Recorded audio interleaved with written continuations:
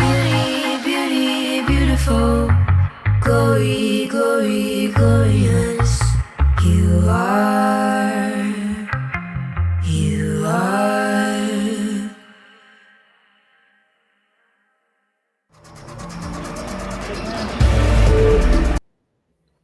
Hello and welcome, everyone.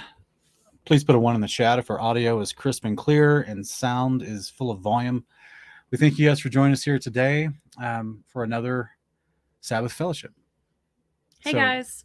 I'm Sean, and this is my lovely wife, Lindsay. Shabbat Shalom, guys. Shabbat Shalom. All right, so someone's saying no in the chat.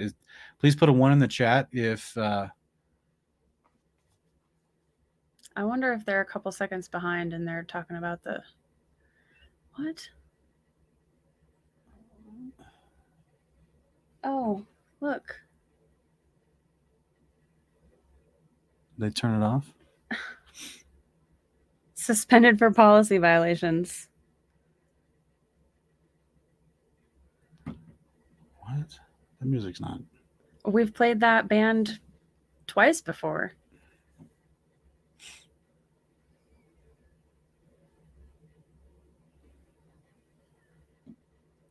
Well, just have to wait for it to come back on. Well, do they I don't know. turn it back on at some point? I don't know, sweetie.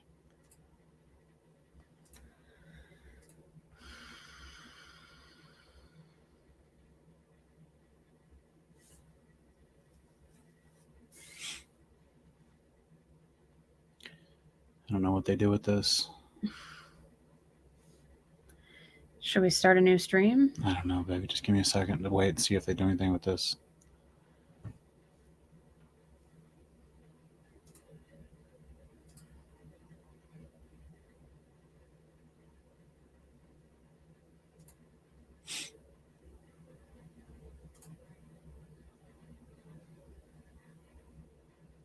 Stream suspended. I don't know if it's...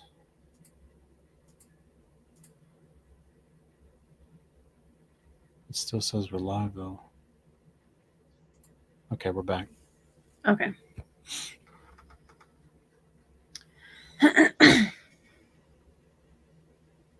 All right, everyone. Welcome. Hey, guys. Welcome to our Sabbath Fellowship here on Kingdom and Context. We don't know. We don't know what YouTube's that was doing. about. We don't know what they're doing. We play music every week without an issue. I know. So, thanks for joining us. This is our Sabbath Fellowship. I'm Sean, and this is my lovely wife, Lindsay. Hey, guys. Shabbat Shalom. Thank you for joining us. We're going to do Q&A at the very end, okay, guys? I saw people already trying to drop questions earlier, so just please, wait till the end. That's when we do our Q&A. But oh yeah, drop a 1 in the chat if our sound is okay, because I think they missed that part. They probably missed that part. So yeah, drop a 1 in the chat if our sound is crisp and powerful and does not sound like we're talking into a can at the back of an auditorium. Yeah, or in a bathroom or something. Okay, they're telling me the sound is good. All right. So we want to encourage everyone to go visit this Give, Sing, Go that's been set up for our sister Amber Plaster. She's being diagnosed with cancer and she's trying holistic treatment. Guys, they're almost to their initial goal of $15,000. They just got like $1,500 left. So if it's on your heart to give out of your abundance today to help a sister that's in treatment, we want to ask for you guys to help us complete this goal today. In fact, you could give beyond that. I'm sure they're going to need more than that. But I think this was just their starting point. Base. But for holistic treatment for the cancer that she has, you guys are welcome to go to this particular link is in the video description below for this Give, Sing, Go, and you can read more about their situation there. So we highly encourage you guys, if it's on your heart to give to anyone, go do that. There's an opportunity for you. And of course, pray for Amber and her family, and also sharing. If you don't have anything to donate, sharing the fundraiser on your social media also is something that can really help get it into the eyes of other people who may be able to donate. So absolutely.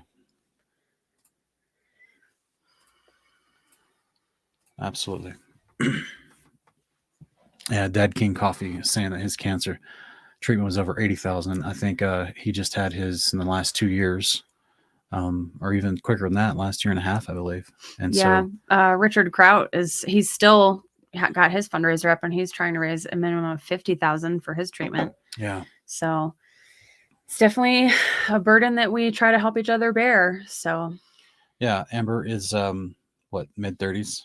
Yes, she's my age. Young woman, and Enemy's trying to kill us, kill, steal, and destroy, guys, through all means. So this is obviously with holistic treatment, there's going to come an education on what goes in the body and what to prevent, coming back. But yeah, we're just praying for a quick recovery for her. So let us jump into some things that we wanted to read and talk about today. We just wanted to discuss a little bit of verses, coincidentally, on healing, on Yeshua healing people.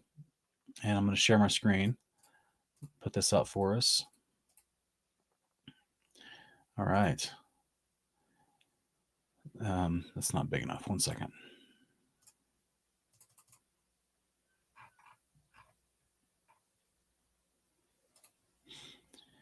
All righty. So here in Mark chapter 1, we have Yeshua going and helping to heal this leper who had received plague as a result. Who knows why? But verse 40 of Mark 1, it says, "Then a leper came to Jesus, begging on his knees, 'If you are willing, you can make me clean.' Moved with compassion, Jesus reached out his hand and touched the man. 'I am willing,' he said. 'Be clean.' And immediately the leprosy left him, and the man was cleansed."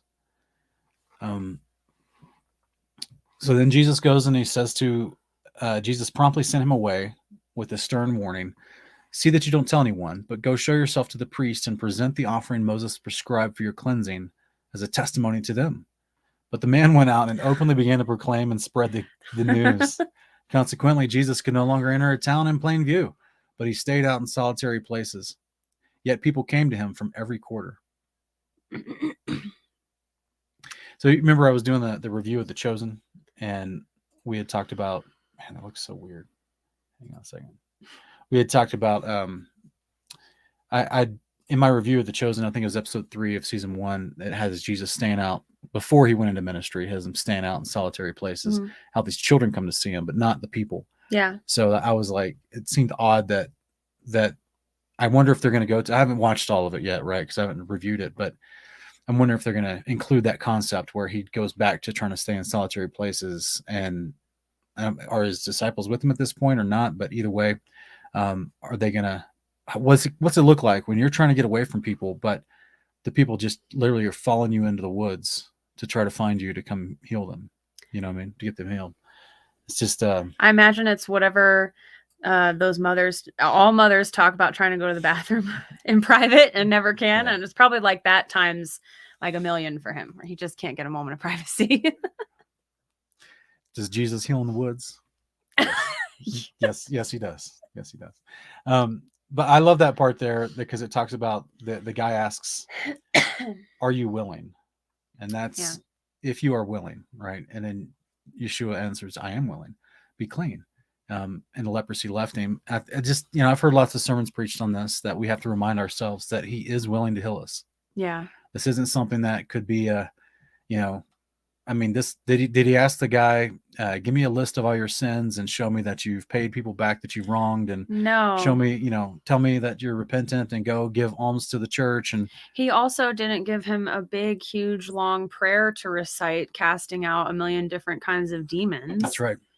I mean, he didn't, he said, "You didn't say my name right." Right. Did he ask him if you believe in the Trinity first? Nope. He didn't tell him that his faith wasn't, he didn't have enough faith or enough belief. Yeah. Well, this guy clearly did.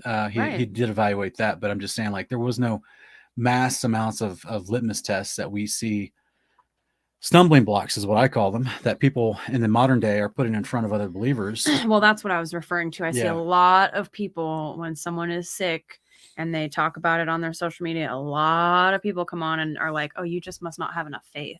And it's unfortunate. I'm like, we also are living in a really fallen, sick world. And some of us get sick, and we get sick just because of the world we're living in, not because we don't have enough faith. Yeah, there's toxins all around us. Right. So even more so if you're in Ohio now. Yeah. So it's just all over the place. Everything we eat, they're trying to poison everything we eat and drink, the air, the ground, the seeds, with the whole Death Santo and their crop manipulation and seed manipulation and just all of it. I mean, it's a constant battle. Yeah. So, but the good news is he is willing. Right. That's the part that I hope that everyone kind of focuses on, that he is willing. This isn't something that he just said, yeah, be clean, Yeah, and interestingly enough, they probably didn't talk about these other verses when you were in church hearing this story. He directly tells this guy to go keep the law of Moses, That's right. to go bring an offering according to the law of Moses. That's right. Yeah. As a testimony to whom? To the priests. To the priests. Yeah. So you remember what we talk about often when we talk about the scriptures, how the scribes, Pharisees, and priests that were the chiefs of the Sanhedrin of that day, they were corrupt. Yeah. They were putting their traditions over the law. They weren't actually keeping the law. They were doing parts of the law for showmanship so that the people thought that they did the law. But in their hearts, they were whitewashed tombs. They were duplicitous. They were hypocrites. They were not actually doing the law. And so it makes me wonder, this is a testimony to them. You know what I mean? Right. Unfortunately, I don't know if the guy did this, because it says, but the man went out and openly began to proclaim and spread the news, as opposed to going and sharing at the temple properly with the sacrifice. So I don't know if he actually did this, but I hope he did. Yeah. But this is showing you from the very beginning that Yeshua was trying to get the priests to see, hey, here's validity here. Right. You know what I mean? There's people being healed of leprosy. That means a prophet's around. And he's also showing the priests what they're lacking. Yeah. Because if we read through the Torah, we see that the priests were initially the ones who were tasked with figuring out who had the leprosy and then treating the leprosy. That's right. That's right. So do you want to look at some of those passages real quick? Sure. Yeah, let's see here. In Leviticus 14, it says, and Yahweh said to Moses, this is the law for the one afflicted with a skin disease on the day of his cleansing, when he is brought to the priest. The priest is to go outside the camp to examine him, and if the skin disease of the afflicted person is healed, the priest shall order that two live clean birds, cedar wood, scarlet yarn, and hyssop, be brought for the one who to be cleansed. Then the priest shall command that one of the birds be slaughtered over fresh water in a clay pot. He is to take the live bird together with the cedar wood, scarlet yarn, and hyssop, and dip them into the blood of the bird that was slaughtered over the fresh water. 7 times he shall sprinkle the one to be cleansed of the skin disease. Then he shall pronounce him clean and release the live bird into the open field. Now, to me, sweetie, this seems like a sense of chemistry, right? So imagine, most people's mind is thinking like ancient temple, priest, altar, but it just, humor me, if you will. And imagine a modern day situation with a bunch of vials and the beaker tubes and a flame underneath them, and you're doing chemistry, and you got on your goggles and a white coat, and you're in a chemistry lab, and you're creating something that could actually be used as a balm on the skin disease. Yes. Okay. So he takes the blood of one of the birds, mixed it with the cedar wood, the scarlet yarn, the hyssop, and then you dip them into the blood of the bird of the slaughter over the fresh water. So the fresh water, not salt water, but I'm guessing the fresh water plus these other ingredients. Yeah. Does that mean that the blood went into the water? It does. It's water and blood. That's right. Yeah. Go figure. Plus these other ingredients together. So whatever is in those chemistries creates this thing where once he sprinkles it on the skin of the person who has this skin disease, that he should be pronounced him clean and release the live bird into the open field.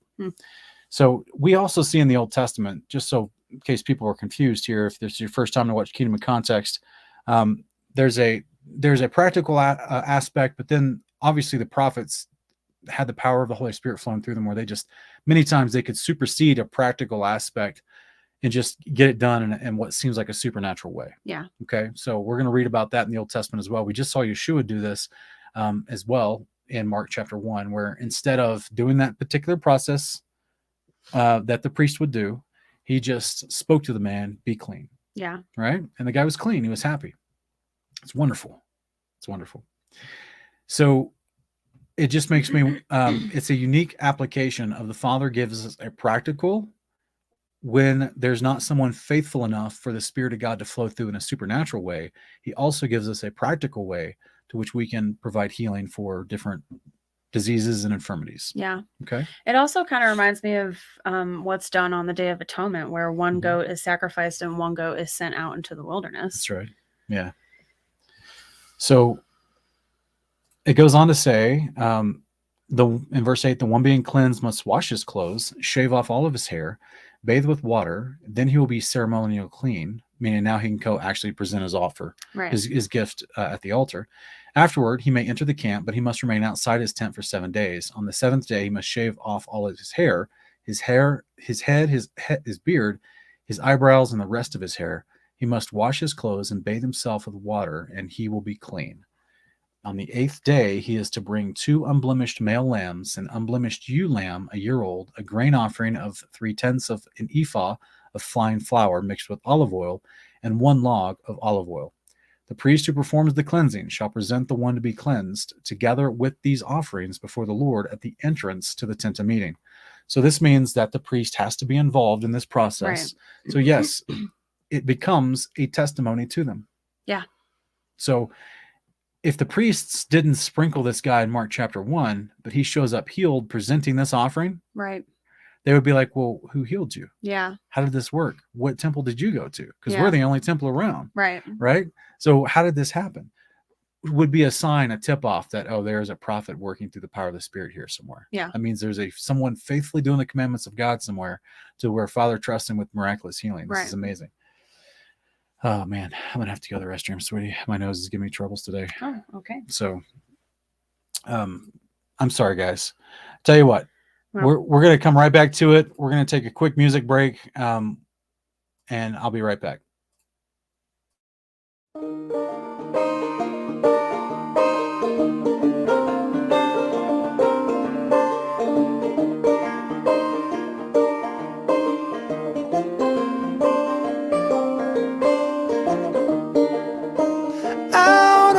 Farthest edge, there in the silence,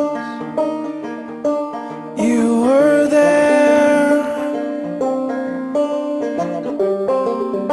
My faith was torn to shreds, my heart in the balance, and you were there.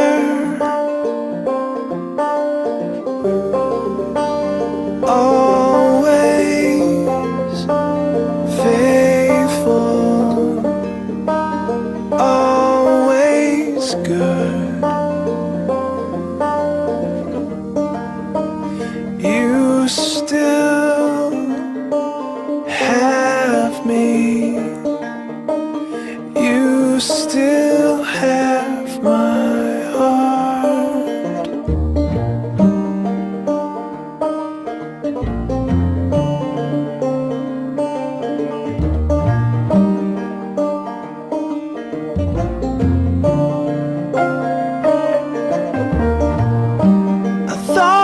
Seen the end, everything broken, but you were there. I've wandered at heaven's gates, I've made my bed in hell, and you were there still.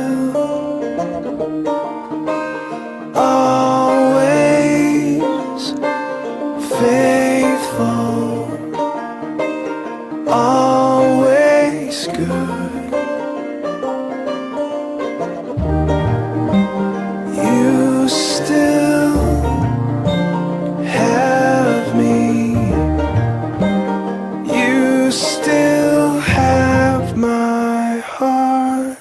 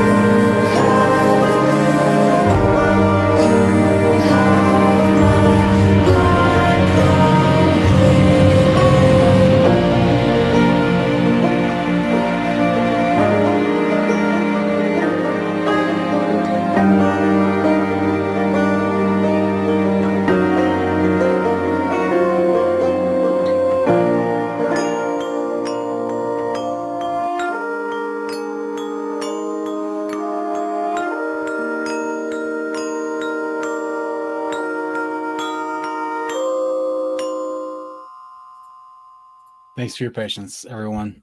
Thank you. Thank you. Okay. I'm better. I can breathe now.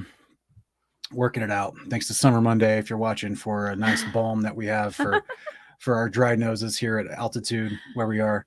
So we appreciate that. But we'll jump back into it. I like what someone was saying in the live chat, asking about where to get the birds. Yeah. Practical things, right? Yeah.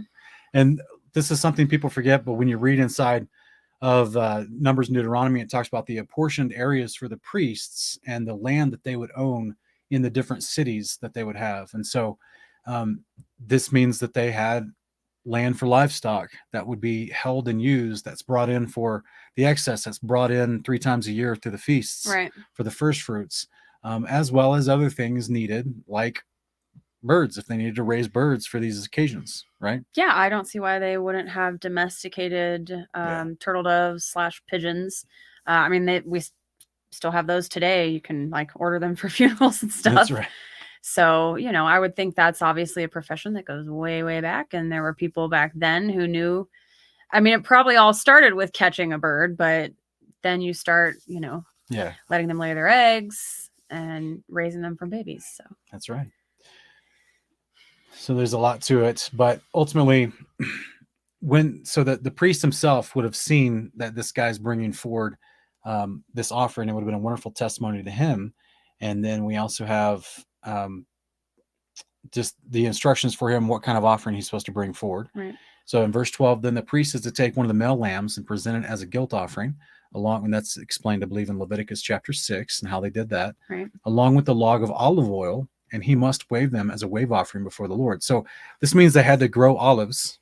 Yep. So they could strain some olive oil and have that on hand for different cooking ingredients and maladies and things.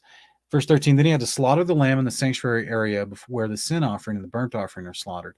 Like the sin offering, the guilt offering belongs to the priest. It's most holy. What does that mean, sweetie? That means that the priest gets to eat it. That's right. Yeah. That's his portion. So it belongs to the priest. So along with the sin offering. Right. So the sin offering and the guilt offering are eaten by the priest. So when Mark 1 and Yeshua tells this young man who got healed, or old man, whatever, tells the dude that got healed of leprosy, go present this as a testimony to the priests. That means he's bringing food to the priest to eat. Right. After it's properly slaughtered and cooked. Right. There's no wasted animals. Right. He's bringing food for the priest to keep. Okay. For him to eat. And so verse 14, the priest is to take some of the blood of the guilt offering and put it on the right earlobe of the one to be cleansed, on the thumb of his right hand, and on the big toe of his right foot. Then the priest shall take some of the log of olive oil, pour it on his left palm, dip his forefinger in the oil in his left palm, and sprinkle some of the oil with his finger 7 times before the Lord. The priest is to put some of the oil remaining in his palm on the right earlobe, on the one to be cleansed, on the thumb of his right hand, and on the big toe of his right foot. So make sure you clip your fingernails and toenails before you go in here. On the top of the blood of the guilt offering. So now we've got a mixture of blood and oil working together for something. The rest of the oil in his palm, the priest is to put on the head of the one to be cleansed to make atonement for him before the Lord. What does this do? Makes atonement for him before the Lord. Is it the blood that makes atonement for him, or is this oil? In this particular context, moment here, it would be both. All right. So at the resurrection, are we going to be ever having any skin diseases or maladies? No. So we'll be perpetually clean. Right. Quote unquote, ceremonially clean, even though that's not a thing. That's just inserted by certain translators in the text. Yeah. That's not a thing as far as it just means that you can come before the Lord, right? Right. To have to actually offer your offering to him and have the fellowship with him.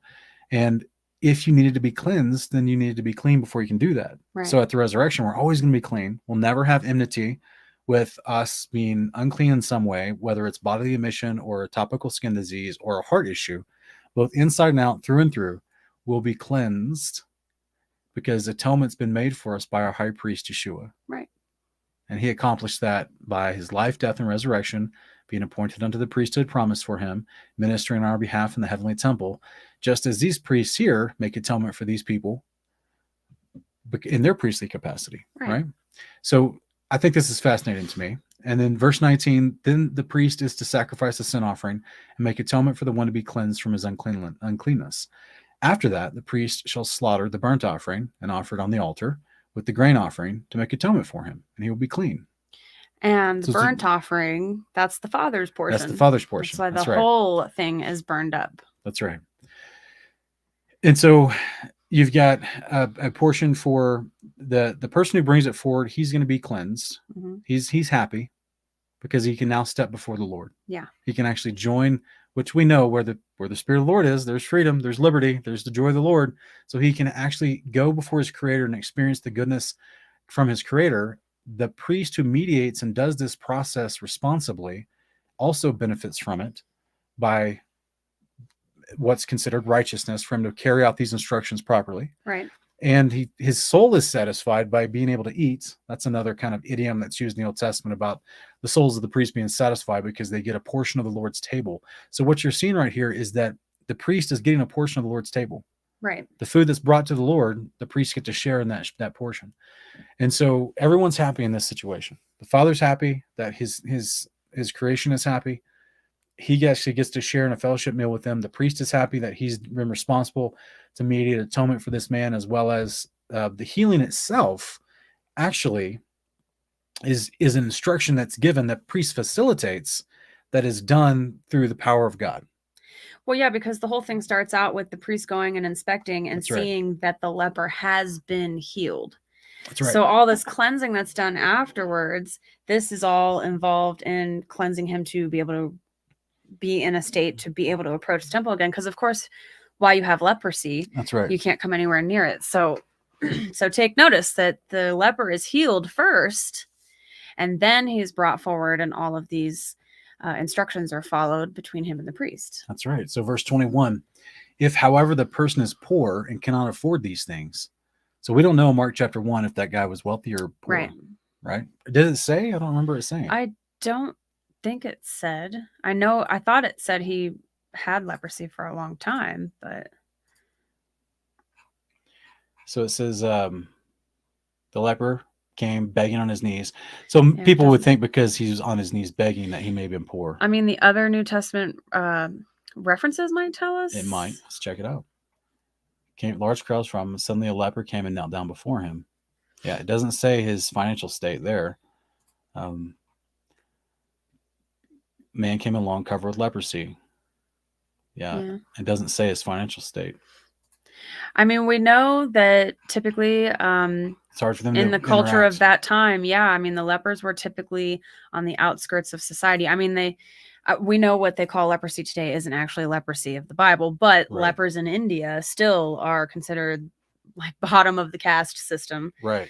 And they're totally ousted from society. Yeah, and first century Judaism had a caste system. Mm-hmm. Guys, this is what Peter is being addressed in Acts 10, where he was already considering everyone else other than bloodborne Jews as being someone that's a common person. Right.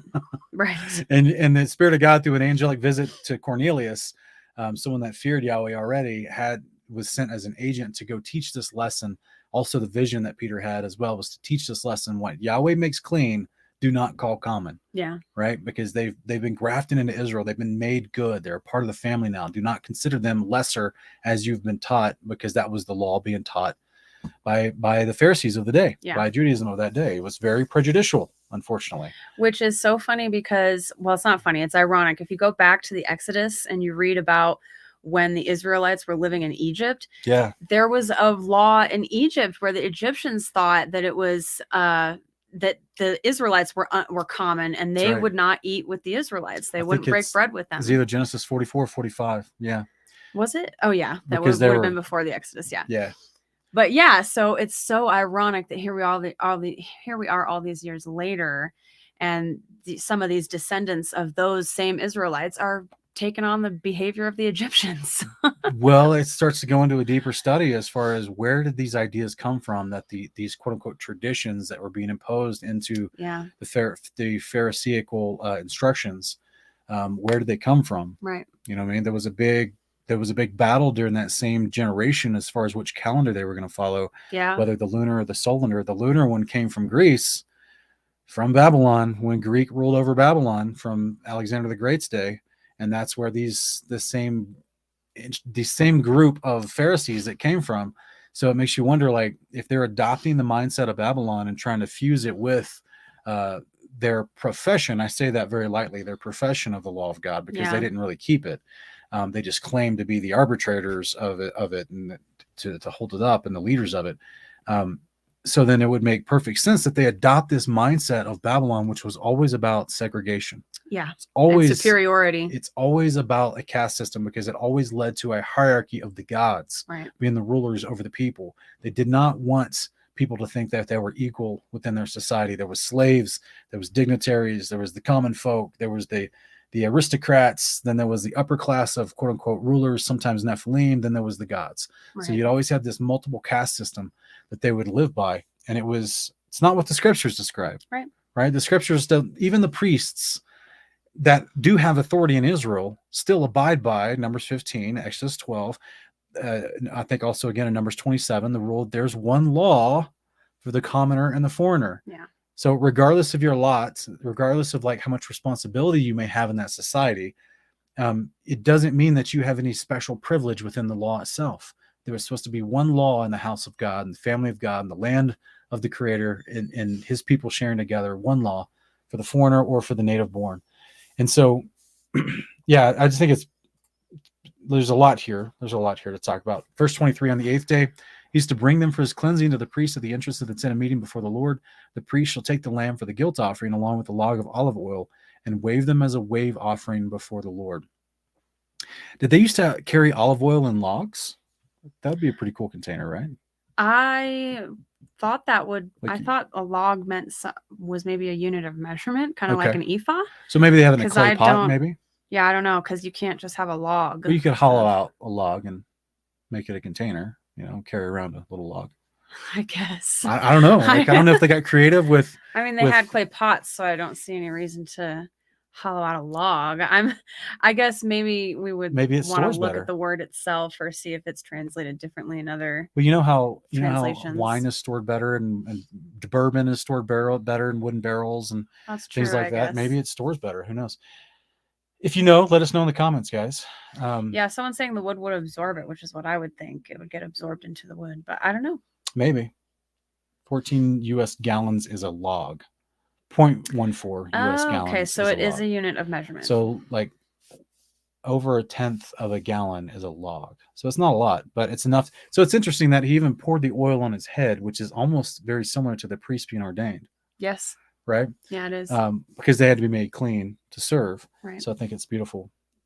Verse 25, after he slaughters the lamb for the guilt offering, the priest is to take some of the blood of the guilt offering, put it on the right earlobe of the one to be cleansed, on the thumb of his right hand, on the big toe of his right foot. Then the priest is to pour some of the oil into his left palm, sprinkle it with his right forefinger, some of the oil in his left palm 7 times before the Lord. The priest shall also put some of the oil in his palm on the right earlobe of the one to be cleansed, on the thumb of the right hand, on the one on the big toe of his right foot, in the same place as the blood of the guilt offering. The rest of the oil in his palm, the priest is to put on the head of the one to be cleansed to make atonement for him before the Lord. Then he must sacrifice the turtle doves or the young pigeons, whichever he can afford. One is a sin offering, the other is a burnt offering, together with the grain offering. In this way, the priest will make atonement before the Lord for the one to be cleansed. This is the law for someone who has a skin disease and cannot afford the cost of his cleansing. It's pretty amazing. I'm guessing turtle doves are super cheap. Just catch one. Yeah, I would think so. I mean, they're a lot less to care for in terms of whoever's the overseer of the turtle doves rather than caring for large livestock like, goats and lambs and stuff. Yeah. So what are your thoughts after reading all that, sweetie? Well, I expressed them as we read. You do. I mean, I'm not going to lie. Like, there are some aspects of what they're instructed to do that on this side of the resurrection don't necessarily make sense to me. Right. Like, I've seen people, I think we actually just had someone post a couple of verses similar to that from Leviticus in our group saying, why did God say to do this? Yeah, like why on the big toe and the thumb? Yeah, and I can't can't necessarily say. There's no verse that tells us exactly why. I just know he told us to do it, and it's righteousness, and it's not bad, Right. and it's not weird and weird juju to me. You know, like I would never look at his instructions for anything involving his sacrifices and think, oh, I just don't know why. Now, and for everyone that's furiously typing your interpretation of why he instructed those things, please, hopefully we can all lovingly acknowledge these are interpretations. The text does not literally tell you, right, this is what it means to put oil Yeah. on the thumb or the big toe Yeah, we or can the right speculate, lobe. but People come up with all kinds of interpretations. We'll Yeah. see in the comments later. They'll be like, oh, seven- here's what it means. 70 yeah. paragraph breakdown on what it means and why it means this and everything. And they're like, but the text itself doesn't literally tell you. Otherwise, I wouldn't be saying. I too don't know Yeah. why he says put on the lobe, the thumb, the toe, that kind of stuff. It's very interesting. Yeah, and you know what? That's okay. It is. If there are some things in scripture that we can't explain to somebody else as why would God command that? It's okay to not know. It doesn't mean that our God isn't truly God. It doesn't mean that our God instructs odd, weird, ritualistic things. It's just some things that he aren't in the word as we have it preserved for us today. It just means there isn't an explanation in there for us to fully understand why he wants things done in that certain way. I know that we will have those answers when we're in the kingdom with him. So that's that's what matters. And that's why it doesn't bother me if there are some things in his scripture that I don't really understand right now. Yeah. I mean, think about all the other things that we don't quite get that he says, you know, Yeah. you want to do for it's our benefit. It's righteousness. It's Right. good for us. Yeah. Right. You know, and like we talked about a couple weeks ago on forgiveness. Yeah. It doesn't feel natural. No, it doesn't. It doesn't feel like common sense. And that's why he has to tell us That's right. that you need to do it this way, because it doesn't come naturally to you. When someone has not apologized for the Mhm. behavior, when they're still working in forms of wickedness to hurt you or to manipulate you or to oppress you, to act in love towards that person, that is not natural. Yeah. That's not the way of the flesh, the natural way of Right. the fallen flesh, right? Right. That's a higher way. That is the way of the Messiah, the way that exemplified the heart of the Father, that he would have that inclination to say, look, I'm gonna forgive this person and walk in love, because this is what creates true change, even though it doesn't seem like the easiest course to take. Right. In the same way, it doesn't seem like the easiest course to take for this guy to have to bring the animals for it, or just the pigeon if you can't afford the animals, Right. and do this thing where he has to shave all of his eyebrows and his hair and all that, because that's different. You know what I mean? It is. It's different, especially. I mean, actually, nowadays, you might walk around without eyebrows and hair and fit in with some people somewhere. But yeah, it's definitely also, when you go through these, when you read all the detail in these sacrifices, it does become clear that it's not simply the spilling of blood that creates atonement. It's the whole process, because otherwise anyone would just be able to grab any clean animal and slaughter it and pour its blood on an altar they've built out of stone and call it, I've made atonement for myself. You technically don't pour it on the actual surface of the cooking. They pour it around the sides on the dirt. But the point is, all of it's involved. It's not, there's multiple places where it talks about atonement being made through the process. And inside that process, there's multiple actions required. It's not just about the spilling of blood. Right. As you can see, in some cases, the grain offering. Yeah. Right. Yeah. It's grain, just oil, and wine are all used as Yeah. offerings. So, yeah. In fact, I can't remember. Leviticus 2, I believe. The grain offering. They can just, if he can't afford it, he can just take a handful of flour, right? Yes. I'm trying to remember what verse that's in. Leviticus 2, verse.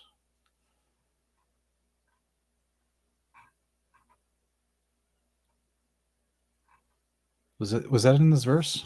You're scrolling through it so fast, I don't know. No, I don't think it is. I think it's here. It's in Leviticus 6.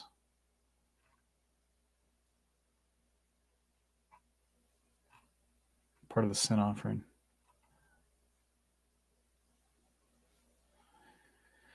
Put it in the live chat if you guys can remember. It's slipping me right now. My brain's been busy this week. Did we have another? We did. We're going to go Passage to we it. I just wanna want to look at this read? real quick. I just didn't know if we were still going to do it. Put it in the live chat, guys, if you can remember exactly what verse it's in.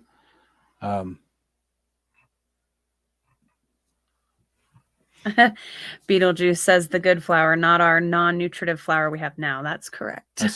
That's also true. Flour is the Lord intended. Oh, by the way, we got a super chat while you were Oh, thank you. Yeah. away. KC, I think was the name. Thank you for the super Yeah, chat. thank Really you very much appreciate for that. I think it was Canadian denomination, but we appreciate you for that. Thank you so much. All right. So we also wanted to go look at 2 Kings chapter 5, because this is where we have an Old Testament example, someone being cured of leprosy. Yeah. And let's read a little bit about that process. So in verse 1, now Naaman, the commander of the army of the king of Aram, was a great man in his master's sight and highly regarded, for through him the Lord had given victory to Aram.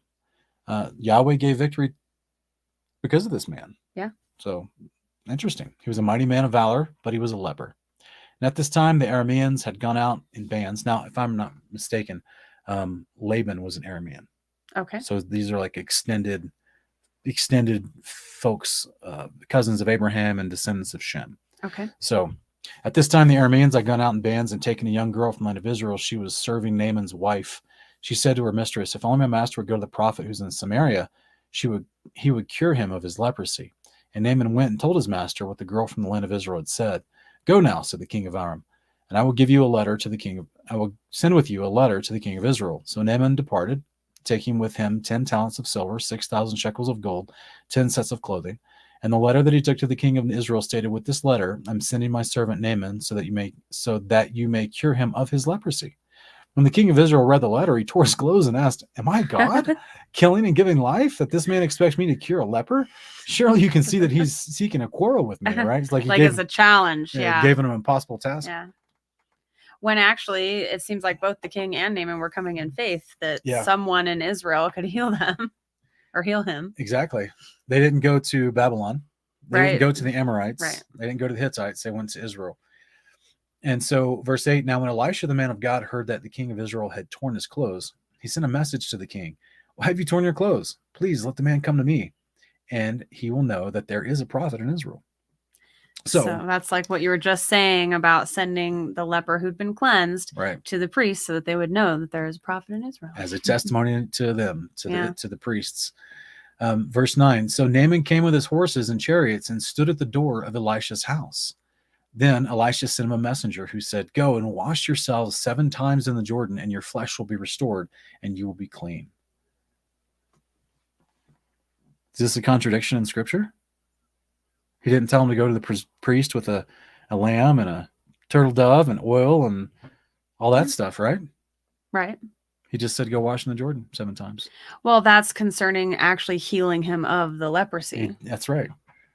So this is interesting, right? Because it's after you're healed that you go perform those. It is. So he's saying you don't have to, you're going to be healed quickly. So instead of Yeshua just speaking it, which is even more powerful than Elisha, Elisha's like, well, here, go do this process and you'll be healed and your flesh can be restored. In verse 11, but Naaman went away angry, saying, I thought that he would surely come out, stand and call on the name of the Lord his God, wave his hand over the spot to cure my leprosy. Which is the power exemplified by Jesus. Right. Right? Yeah.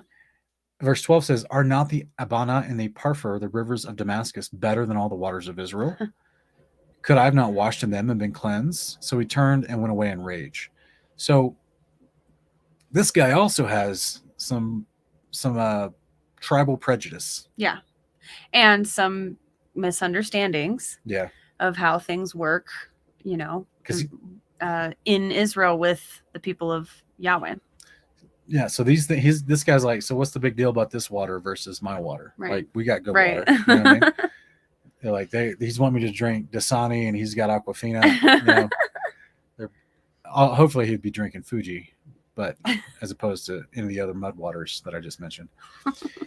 But verse 13 says, Naaman's servants, however, approached him and said, my father, if the prophet had told you to do some great thing, would you not have done it? How much more then when he tells you, wash and be cleansed? Yeah. So they're like, come to your senses, man. Naaman so he comes to his senses. He did. So Naaman went down and dipped himself in the Jordan 7 times, according to the word of the man of God, and his flesh was restored, became like that of a little child, and he was clean. So I don't know how old Naaman was, but that's quite the description. Yeah. I don't have the flesh of a little child. Yeah, me neither. So like he got a makeover. He got a glow up. Yeah. Right? Yep. He got a serious glow up. He got the holy skin peel. That's right. So verse 15, then Naaman and all his attendants went back to the man of God, stood before him, and declared, now I know for sure that there's no God on all the earth except in Israel. So please accept a gift from your servant. Another interesting statement, because when he says there's no God in all the earth except in Israel, what does that word God mean? Right. It doesn't just mean the Trinity. Right. It means ruler, right? Why is Yeshua calling the Father the Almighty Ruler, the Almighty God? Because he's the true ruler amongst all the false gods of all the other nations. They weren't really rulers or really gods. They were imposters. They were false gods, right? So 16, Elisha replied, as surely as Yahweh lives, before whom I stand, I will not accept it. Although Naaman urged him to accept it, he refused. If you will not, said Naaman, please let me, your servant, be given as much soil as a pair of mules can carry, that your servant will never again make a burnt offering or a sacrifice to any other god but Yahweh. Yet may Yahweh forgive your servant this one thing. When my master goes into the temple of Rimmon to worship there, he leans on my arm, and I bow down in the temple of Rimmon. May the Lord forgive your servant in this matter. Go in peace, said Elisha. A lot of people glaze right over that. That's right. Because what did Paul try to tell us in 2 Corinthians 8? These gods really aren't gods. Right. They really don't have any kind of power. Yeah. There's truly no holiness required to be around them. Yeah. In fact, they encourage unholiness once you're around them, with the prostitution and the drug use and the imbibery and all the other things that they would do. So they're really not gods at all. There's not the same standard of Yahweh. So I think it's very interesting that he is not going to Jerusalem to the priest to present his offering, but he's still going to go home healed. Yeah. But he knows there must be a return thank you to either Yahweh or the prophet in the power of Yahweh that healed me. So he's trying to give a gift to Elisha. Thanksgiving offering, yeah. So in the same way that Yeshua tells the man that's cleansed of leprosy, go and give your offering, which is a gift. They're called holy gifts in Leviticus chapters 1-7. They're gifts to Yahweh, a thank you, a peace offering, a guilt offering, atonement, whatever. So in the same way, this guy's trying to abide by that process, but it's not the setting's not right.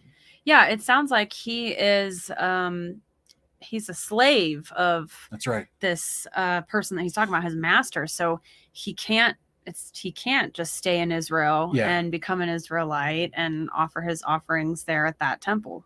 Highly likely that his master, who served a false god, had he found out that this dude went to Yahweh's temple and made an offering, he would be killed. Right. And then what good is his cleansed leprosy at that point? Yeah. Right. So we see this amazing concept here where the Father takes an application of his law and he says, this is the way I would like for you to do it. And then he has these other examples where he can still abide in the principle of it, but he's doing it. He doesn't need you to do it to the exact letter every single time. Yeah, we're seeing the spirit of the law being practiced all over the Old Testament. So aside from the places where people were able to keep it to the letter, we see all kinds of other places where people can't keep it to the letter and they're still trying their very best, and the Father is honoring the intentions of their heart. That's right. Just like in the same way in Mark 1, whether the guy went out and made this offering or not, he kept his healing. Yeah. In the same way, today there's no standing temple to go and do that process. But with thanksgiving in our hearts, when Yahweh heals us of something, we can still say thank you. Yeah. We can still turn our giving unto others as tribute to him, as an alms to the poor. We do it unto the Lord. Right. We were just talking about whenever the Father blesses us with a child and how we would want to dedicate our child to the Lord. And Sean was like, I was making what a joke. do you he was joking about, what do you mean by that? I'm like, well, obviously it meant something different in the Old Testament. Like when we see Hannah specifically, I mean, a joke. You aren't dedicating a child to the Lord back then meant that you gave your child in service to the temple. So nowadays it would be dedicating your parenthood to focusing solely on raising that child in the ways of the Father. And that would be dedicating your child to the Lord nowadays. So That's right. Yeah. That's right, baby. I see people mentioning that they didn't get notifications from YouTube. So Guess what? FYI, Guess what? Sean forgot to mention this at the beginning, but we have an app that you can download. That's the Kingdom in Context app. And as long as you have your phone settings for your push notifications, you'll get notified Look at this, guys. on your phone and in your email whenever we go live. That's today's announcement. So you would have got notified of that. You have, and if you go into your settings, well, mine look a little different because we're adding updates. So ignore this. It won't be. You're about to be updated with some cool stuff in the app. But if you go into your settings, and you go into your notification settings, you can see push and email notifications, and you can turn on or off either one of those or both of those. And so you can get email or push notifications to your phone if you have the app going. That way there's two different ways you can be notified, and that is more reliable than YouTube. Much more. Yeah. So this is why one of the reasons we created the app. It's free. It's not something you're paying for on the Sabbath if you observe Sabbath. It's free. You can download it in the Google Play or the Apple Store today. And I highly encourage everyone that's watching to go ahead and download the app. That way you're notified. We also have scripture articles we upload, as well as there's a fellowship finder, a worldwide map. You can find fellowship in your country, in your area.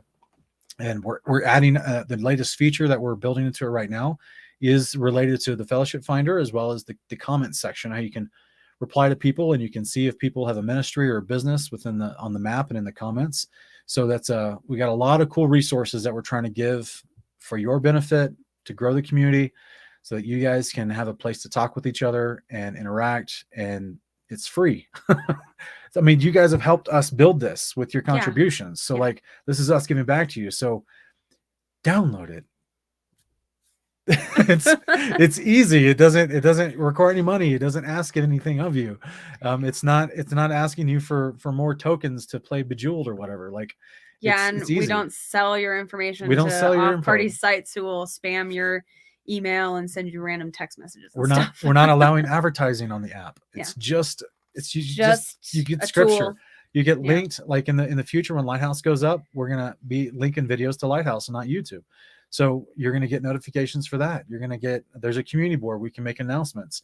It's just, we can't stress it enough. We got thousands of people that watch our videos every week, but we don't have the same number of people that have downloaded our app yet. So we're going to continue to lovingly remind you, go ahead and download that KSC app. It's free. It's in the video description below, Apple and Android, and it doesn't cause a harm at all. It's very easy.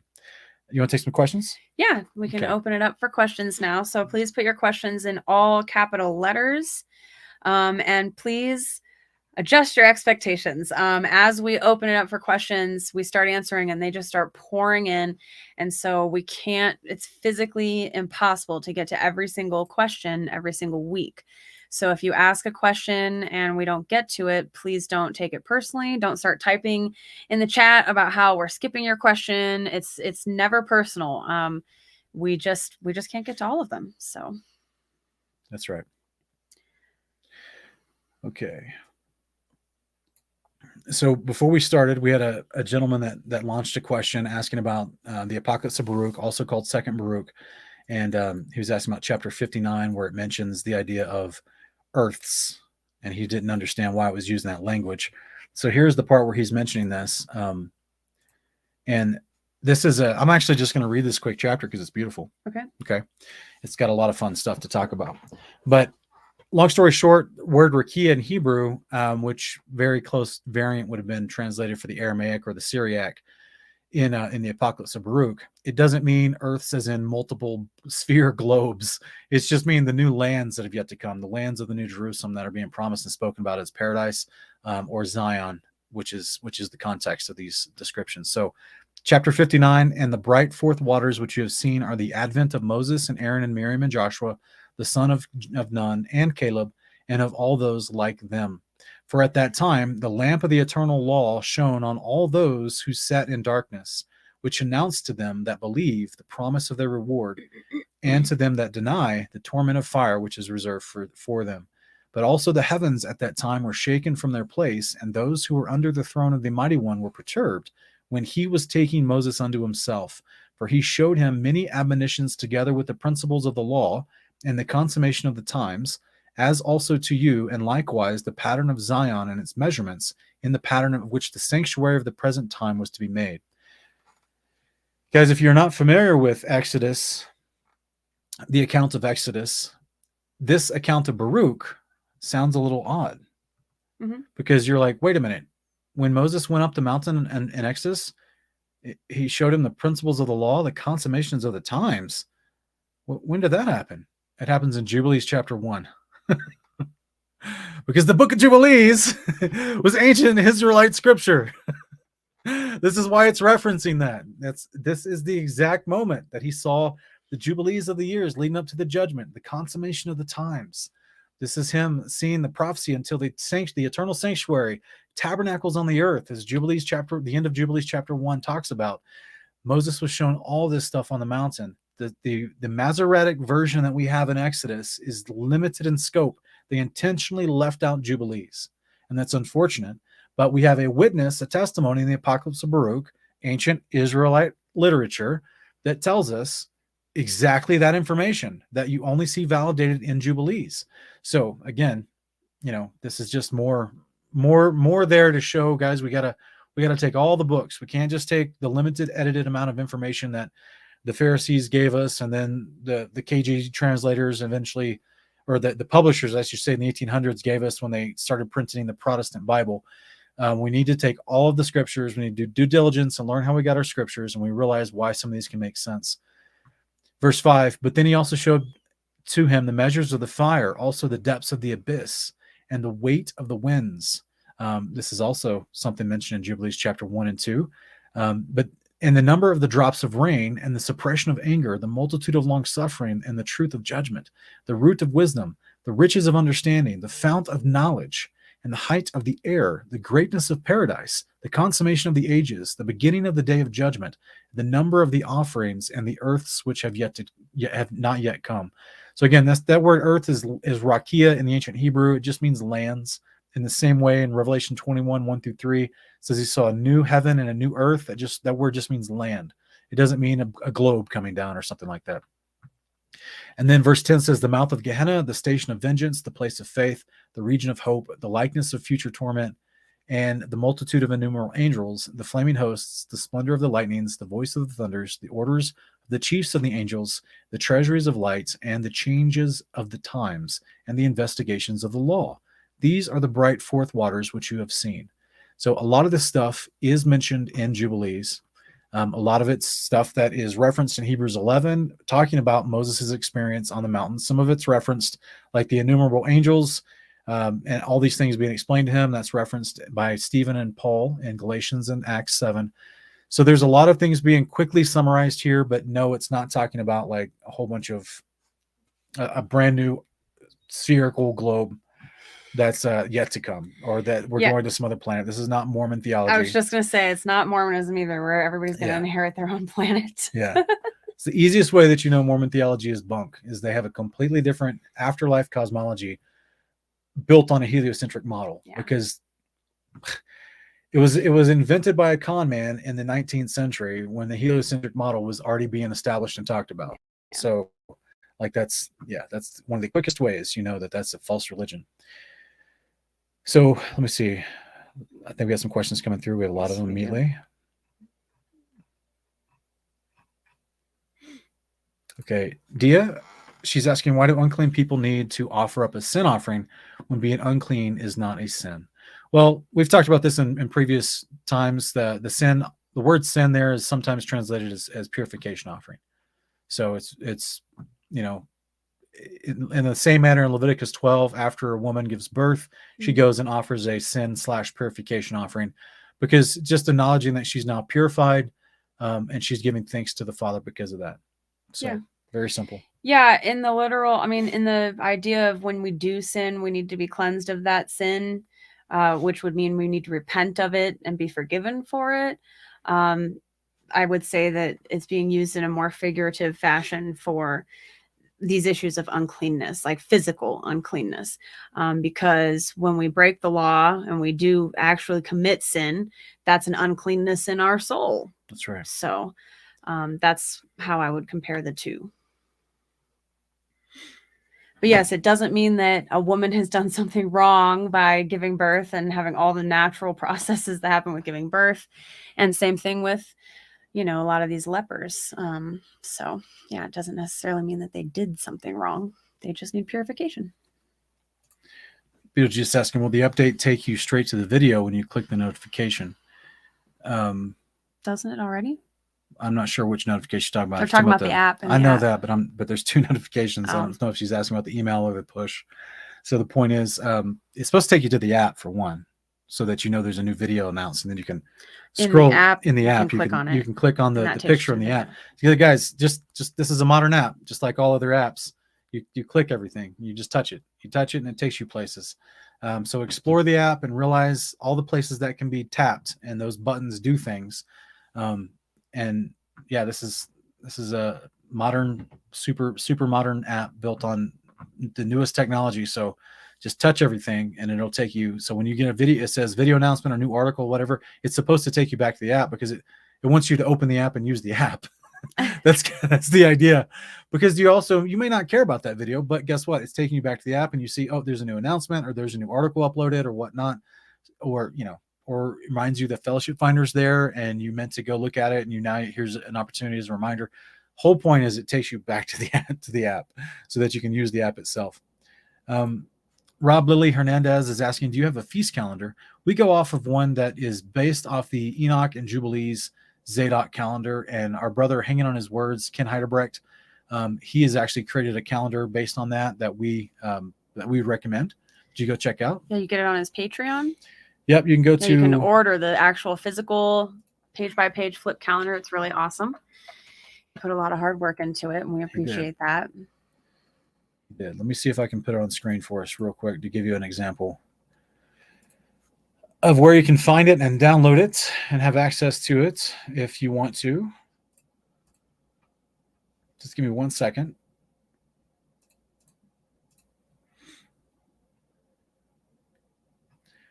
Okay.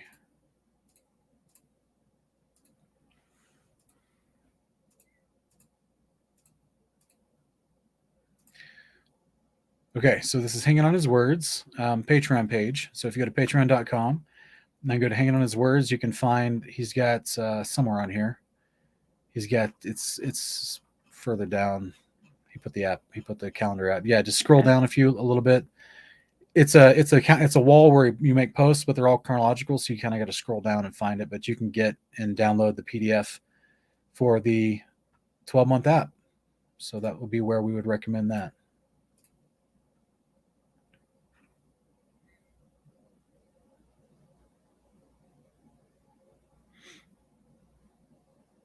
Tyler is asking about the Lighthouse meeting. Yeah, Lighthouse meeting went great. It went well. First and second books of Adam and Eve are Gnostic Garbaggio, and someone did link the review of that book into the chat for you. So yeah, we did an Honor of Kings review of that. Yeah, Sean and Ken go through and break down why it's Garbaggio. Yeah, it's not good. Doesn't line up with the theology of the rest of Scripture. No. Examine the Word, asking what site we use for Jubilees and other unusual books. You can go to sacredtext.com or pseudepigraphal.com, and they have most of those texts that you can find and read, sometimes in various translations.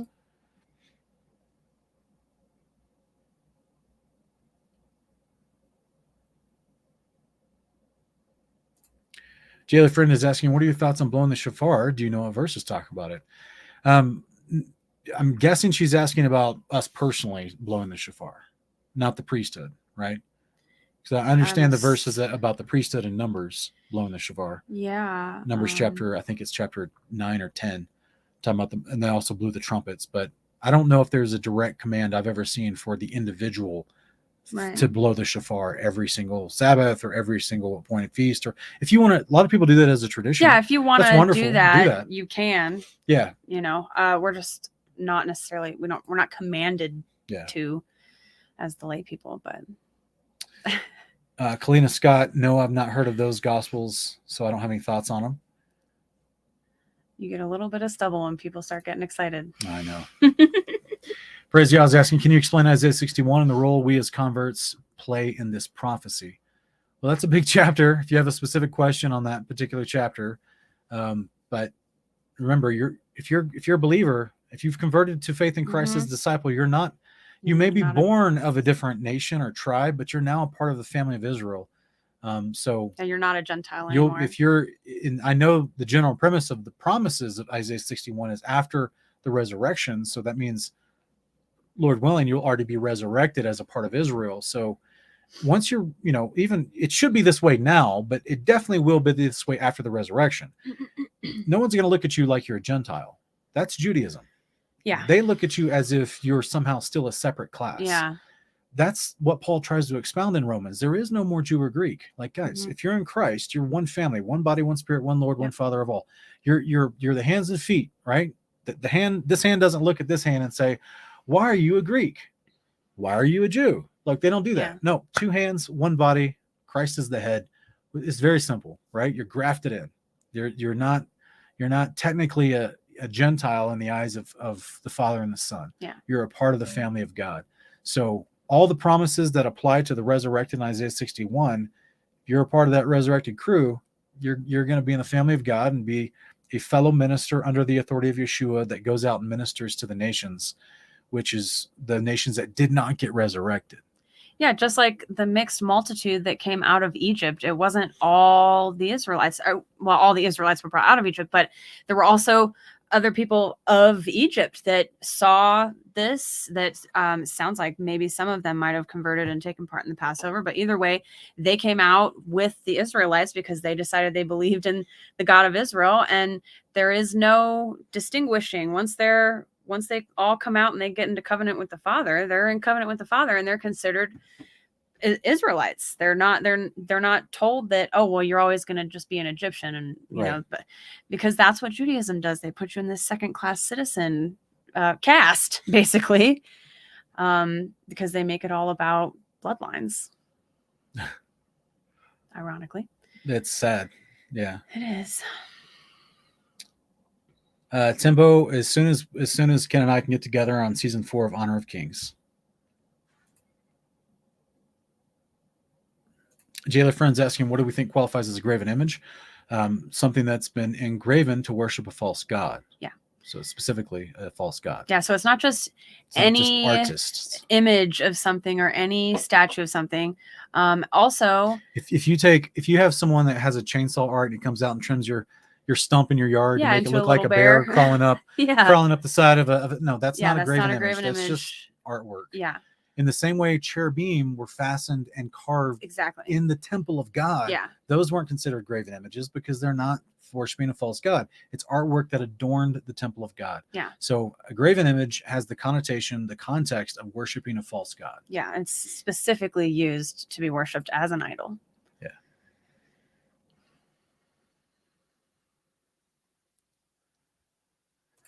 Jake, this guy right here. If Jesus wasn't sacrificed, why was it important for his bones not to be broken? I don't know why it was important for his bones not to be broken. That was what was prophesied. Yeah, it was a fulfillment of a prophecy. In Psalm 22, none of his bones would be broken. Or wait, Isaiah 53. So I don't know. I mean, again, he sacrificed his life. No one denies that. He wasn't an animal. Are we in agreement with that?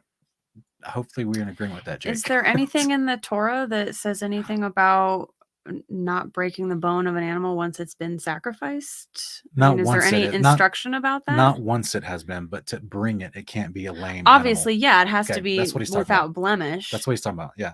Okay. So he's saying this is the comparison that people have always said, that they'll find everything in the temple and everything to do with sacrifices brought to the temple, and they'll say, look, we can extract a symbolic allegory of Jesus out of this. Mm-hmm. Yes, you can. That's fine. A symbolic one. Have absolutely. fun with that. Yeah. But Yeshua was not an animal.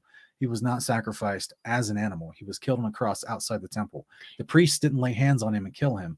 Roman soldiers did. It was a very different connotation. And like we were discussing earlier, it wasn't simply the spilling of his blood That's right. that made atonement for us. Otherwise, all we needed was his death. Right. We He wouldn't didn't- even need to be We resurrected. wouldn't need his resurrection, and we certainly wouldn't need him to be literally called a high priest and go up into a literal sanctuary and Right. minister and mediate between us and the Father as a high priest. I mean, if all we needed was for him to come and die, then he would have just came and died. So I tried to bring that up in one of the discussions with the pastors in this past month, and where maybe it was Doug Hamp, I'm not sure, or maybe it was Professor Solberg, where I was like, hey, if you're saying that, if you think I'm questioning the atonement of Christ's work on the cross, then why was he resurrected? yeah, Right? Because 1 Corinthians 15 clearly tells us that if he wasn't resurrected, our faith is in vain. yeah. So clearly the resurrection part is super important Right. as a part of the story, not just the death part, right? The death part is important. That was prophesied, and that was Yeah. an amazing sacrifice that Yeshua willingly Mhm. allowed himself to undergo so that he could get to the resurrection part. Yeah. Yeah. That's the part The that story people didn't seem end to at the glaze over. cross. Yeah. And his job didn't end That's at the right. cross. It He'll be called literally, a priest forever. a high priest forever. That's the Yeah. part that I couldn't also get those pastors to acknowledge and verbally acknowledge, like, why is he called a high priest forever if he's Yeah. not doing anything? Yeah. Why is he called a high priest forever if his work was finished at his death and he didn't have anything else to do? Why Right. is he made a priest after that? There's Yeah. no reason for it. None whatsoever. Yeah, it's Because he sad. could easily just be king of heaven and sit up there on his throne and, and not have any title of priest that, obviously involves an actual job. So, And the prize said, I've heard you say that books were taken out of the Bible in the 1800s. Can you state the facts again? So this is the critical texts that were created by Westcott and Hort around the 1880s were received by publishers and put into publication with the Protestant Bible. So the Catholic Bible still has those quote unquote, the Apocrypha is what they label it. These 14 books that one of the popes labeled as deuterocanonical. So a deuterocanon was basically a word that goes all the way back to the 2nd century AD. It just means second canon. But over time, the Pope, one of the popes, I can't remember which one it was. I think it was Pope. I don't know what his name was. Point is, he declared, not God. He declared, oh, those other books that we considered a second canon, we're going to now give them less weight and authority. We're going to call it a deuterocanon, and it has less weight than the others. So that persisted for 300-400 years until you get to the 1880s, and then you got Westcott and Hort that came out with this new critical text that they were doing on the Greek in the New Testament, and then once that became highly reviewed, I guess I should say, by the people of that day, then publishers picked up for mass publication of printing Bibles that started in the late 1800s, early 1900s, with the Bible that only has 66 books in it, and they left the Apocrypha out.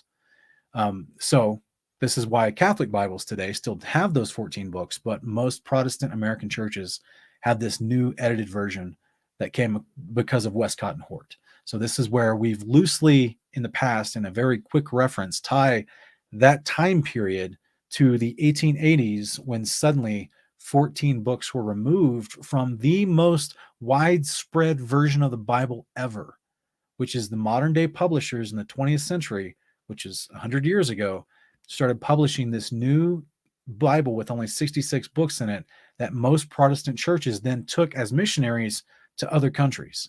So this is why it's the most widespread version of the Bible we have today. And most of that was in the old KJV until the new versions of translations came out. So this was, there's a lot to it, but that's a quick summation. So that's why we always talk about there's more scriptures than what we've been handed down to us. There's even a long-standing church history within the Eastern Orthodox from the Ethiopians where they've always had more than even 80 books. They've had more than the 80s that the Catholics had for a long time. So there's a lot to it. This is why I think Ken said he's working on a video about how we got our Bible. Oh, that'll be great. Yeah, we really need that video, honestly. Hopefully he includes a lot of the history back to the days of the 1st century.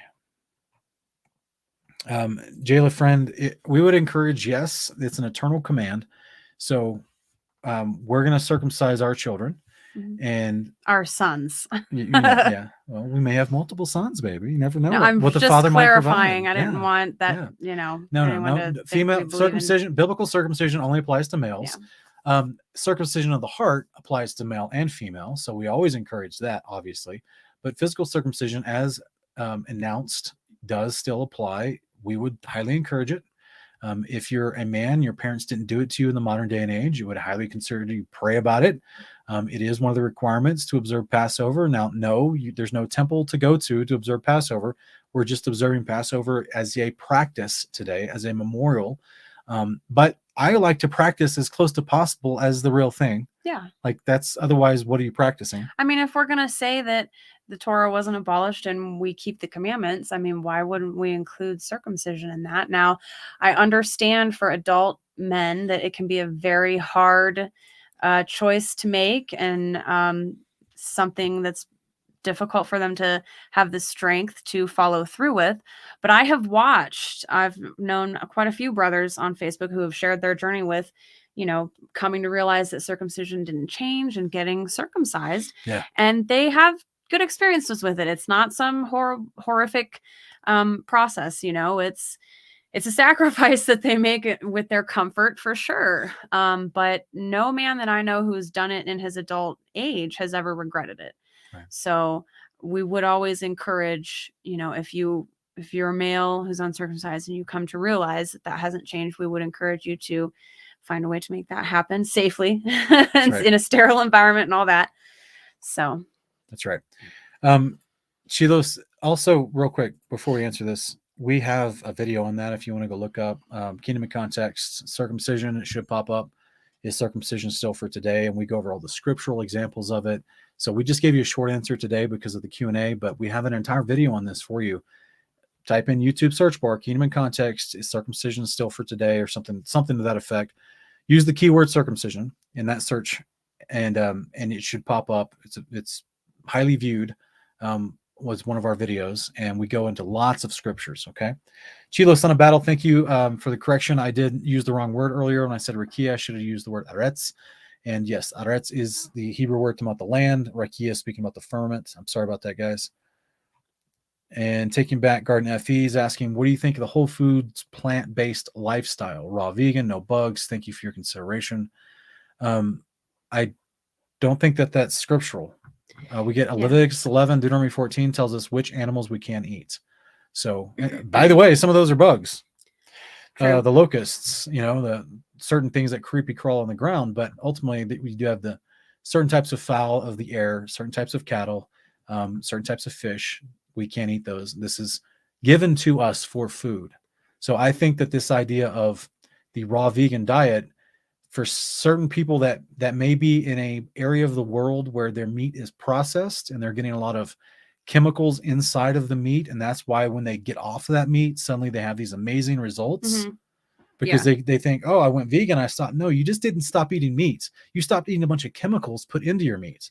Yeah. So I would suggest trying to find a raw, a holistic meat provider who doesn't include certain things in their meat that causes some people physical reactions. Yeah, grass-fed organic meat is very, very good for the body. And I recently, within the last year or so, came across a book called Nourishing Traditions, and some of you might be familiar with it. And it's all about the diets of our ancestors. And animal products are like the bulk of the human diet for all of our history, not just the meats, but also the organs. There's incredible health benefits to eating like grass-fed beef liver, even grass-fed beef heart. Also dairy, milk, cheese, curds, all the stuff that you can make from animals. That was the bulk of people's diets. And then a lot of their vegetable consumption was fermented. So it wasn't even necessarily the raw vegetables that they were eating. They would ferment their vegetables because that's also really, really good for the gut and makes it easier to digest. Even grains, which we know the Father gave us grains to make bread. People started to discover that soaking or sprouting the grains also made them much easier for the body to digest. So there's a lot of wisdom in ancient cultures, and pretty much all of them, probably with the exception of the Hindu cultures, I would say, They all subsisted off of mainly animal products. There are some nutrients and vitamins that you can only get from animals that are integral for health in the body, such as vitamin A and vitamin K. So for us in the modern times, the vegan diet that's being pushed onto the world seems to be part of the NWO one Yeah. world religion agenda, and the reason for that is because they want to promote pantheism and worship of the earth. And part of worship of the earth is recognizing that we're all just animals ourselves. We're not above any other creature. We don't have the right to take their lives. Like, it goes directly against what the Father clearly instructs in his law, where he gave us certain clean animals for food, and specifically for food between us and him to enjoy in his presence and eat with him. So a really good way to denigrate that whole process is to demonize the eating of animals, and even going as far as demonizing the eating of dairy products. So I would really encourage anyone who's curious about, diets and what's really truly healthy food as God intended it, to look into nourishing traditions.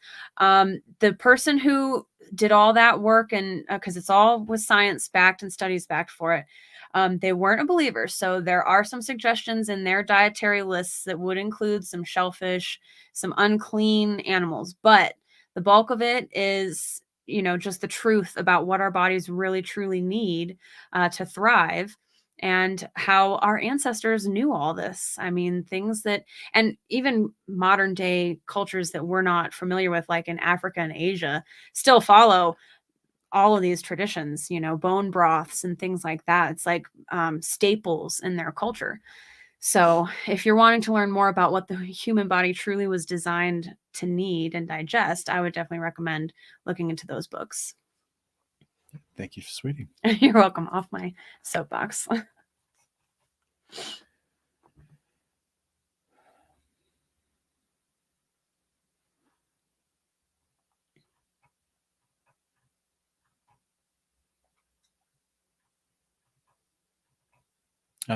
Thank you for the super chat. Taking Back Eden. He's asking, what do you think of Zach and Elizabeth's child? Zachariah and Elizabeth. Isn't that John the Baptist? John the Baptist's parents. I'm not sure about the question. I mean, we agree. We agree. We agree with everything Jesus said about John the Baptist. Yeah. I'm looking forward to meeting him Yeah. in the kingdom and Johnny asking B. him about, his diet. Johnny B. I think he's great. Let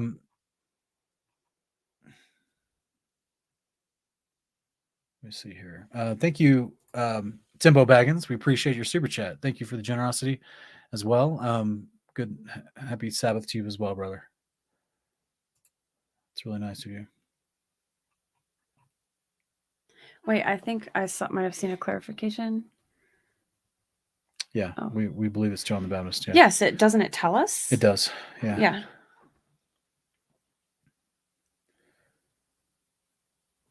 Ruben Searle's asking, is a crucifix a graven image?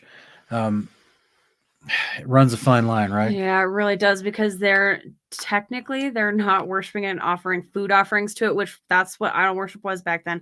Yeah. But so maybe we should stop there real quick, right? Yeah. I mean, I don't want to interrupt you. I'm sorry to interrupt, but we'll go right ahead. But what you just said with my previous answer about graven images, that's your starting point for context. Right. Graven images were to worship false gods. Okay. People that wear a symbol of a crucifix around their neck, they're not worshiping a false god. There's nothing about the wearing of that necklace involved in a worship ritual process to a false god. Right. Okay. Now that's at a standard level. I know that we're going to have the hardcore. Oh, Catholics don't worship the same the God as us. And all guys that come in saying that. Yeah, you're entitled to your opinion. They're going to say that because they use the J word and say Jesus and not Yeshua. You got the sacred neighbors that come in. Yeah. Claim that they're worshiping a false god because they're using the J word. So I'm sorry. What was this latter half of your statement? Do you remember? That's the thing about getting cut off right in the middle of the thought. I would just say, look, we obviously wouldn't accuse Catholics, because it's mainly Catholics who use the crucifix. I mean, let's just be real. we would never accuse Catholics of actually being idolaters or worshiping a false god because of a crucifix. We would encourage them that our Savior is no longer a corpse on the cross, that Yeah. he's risen. And so if they want a symbol of him, why not have one that doesn't have his actual dead body there? Because it wasn't, but that's the thing. Catholicism is what brought us substitutionary atonement, and it's all this focus on his death. He died. Yay, he died. Now we have atonement.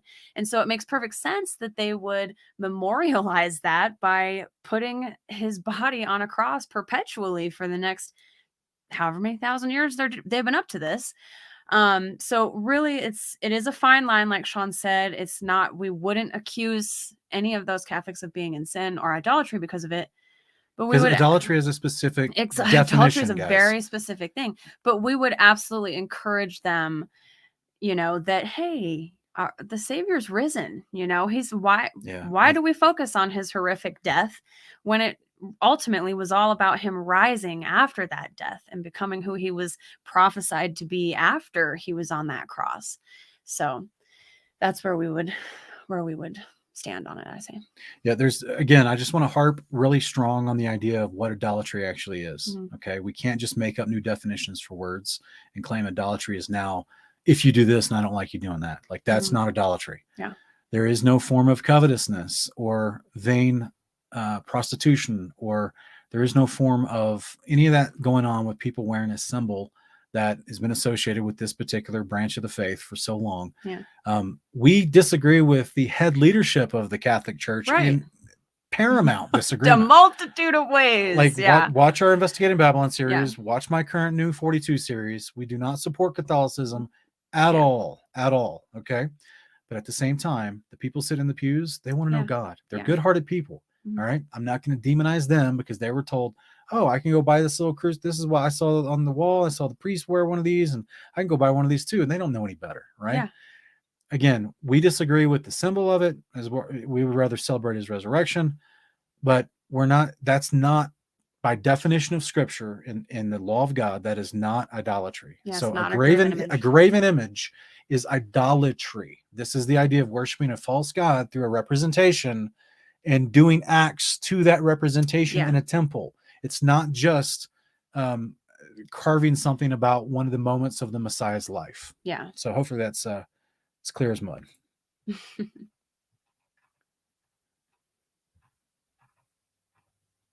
And the reason why I'm so passionate about that, guys, Ruben, hopefully you don't think I'm upset with you or anything. The reason why I'm so passionate about that is because we've had this ongoing conversation for about 4 years now with various participants that come and go to watch our content, and they think that they like to claim certain things are idolatry.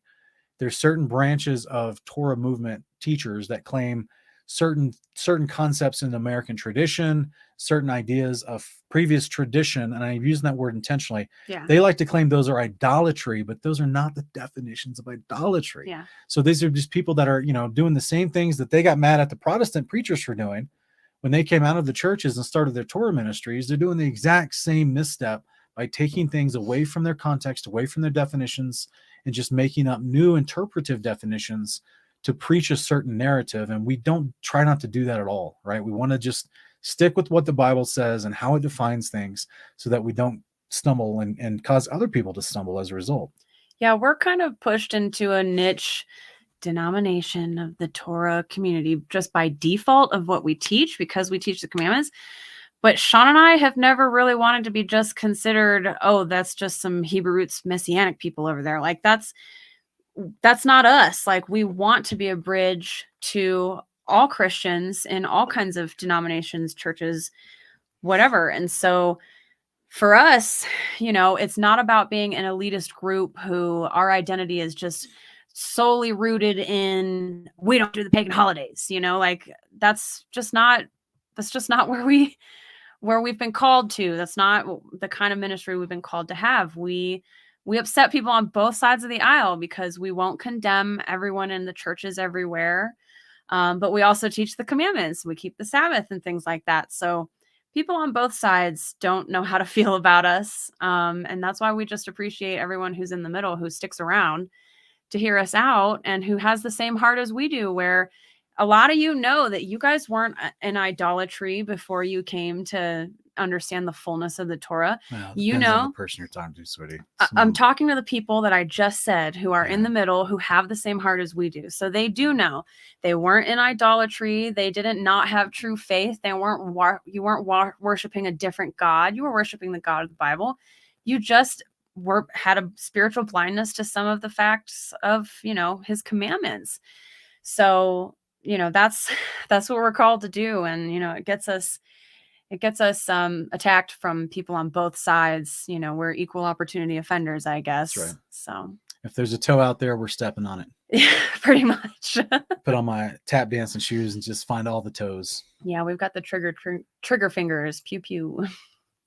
Casey's asking, I've come out of Jehovah's Witness background. I've never partaken of the bread and the wine at Passover. My question is, how do I observe this on my own? Well, you can purchase or learn how to cook your own unleavened bread and get some wine and lamb. And the lamb and because the Passover is herbs. not just bread and wine. Yeah, so you go through Exodus 12, study Exodus 12, and then you can, and Leviticus 23, and you can practice that at the house. Like, here's what I did when it was just me by myself. Am I taking this too simply here? Am I missing something from this question? I'm giving an example of my own life and how I did it when it was just me on my own.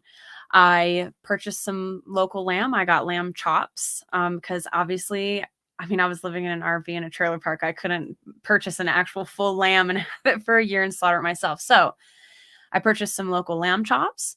I got bitter herbs, and there's all different kinds of herbs out there that are considered bitter. So I think I might have done romaine lettuce that year and had a salad with horseradish. And I made, I didn't know how to make unleavened bread at that time. So I bought the matzah crackers from the store. And I had some wine that I had purchased, and I cooked my lamb, and I sat and I prayed to the Father, and I read those verses from the Exodus, and I ate my meal. And while I was eating my meal, I streamed a Passover service that was live on YouTube at the time. And then I played some worship music and danced around and, sang the worship music. So was it a Kingdom in Context Passover video? This was before we had Not met. yet, huh? This was before we became one flesh. Do you guys know that we had a Passover meal on our honeymoon? Yeah, the way that our schedules worked out, we just were both able to get off of work right at this one weekend of the year, and it happened to be the weekend of Passover. So we got married and we drove to Ouray, Colorado, and we had this little beautiful little hotel room, and I had brought my toaster oven with me, and we brought our lamb and our matzah crackers, and we sat on our hotel beds, and we sat on our beds with paper plates, and we ate our Passover meal. And it was actually some of the best lamb that I've ever made was in that toaster oven.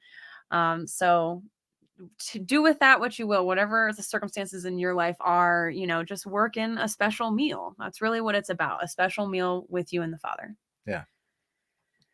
Darren H., I apologize. I'm not exactly sure the nature of your question. Let me go real quick to Deuteronomy 10:16, and let's take a quick look at this.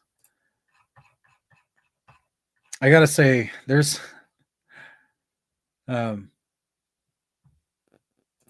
a lot of men that really struggle with the command for circumcision. It's like the Father knew this would be a test of obeying him or not. Yeah. It's really amazing. So here in Deuteronomy 10:16, circumcise your hearts therefore and stiffen your necks no more. So your question, Darren, is does Deuteronomy 10:16 indicate circumcision is not necessarily needed in the physical sense? No, sir.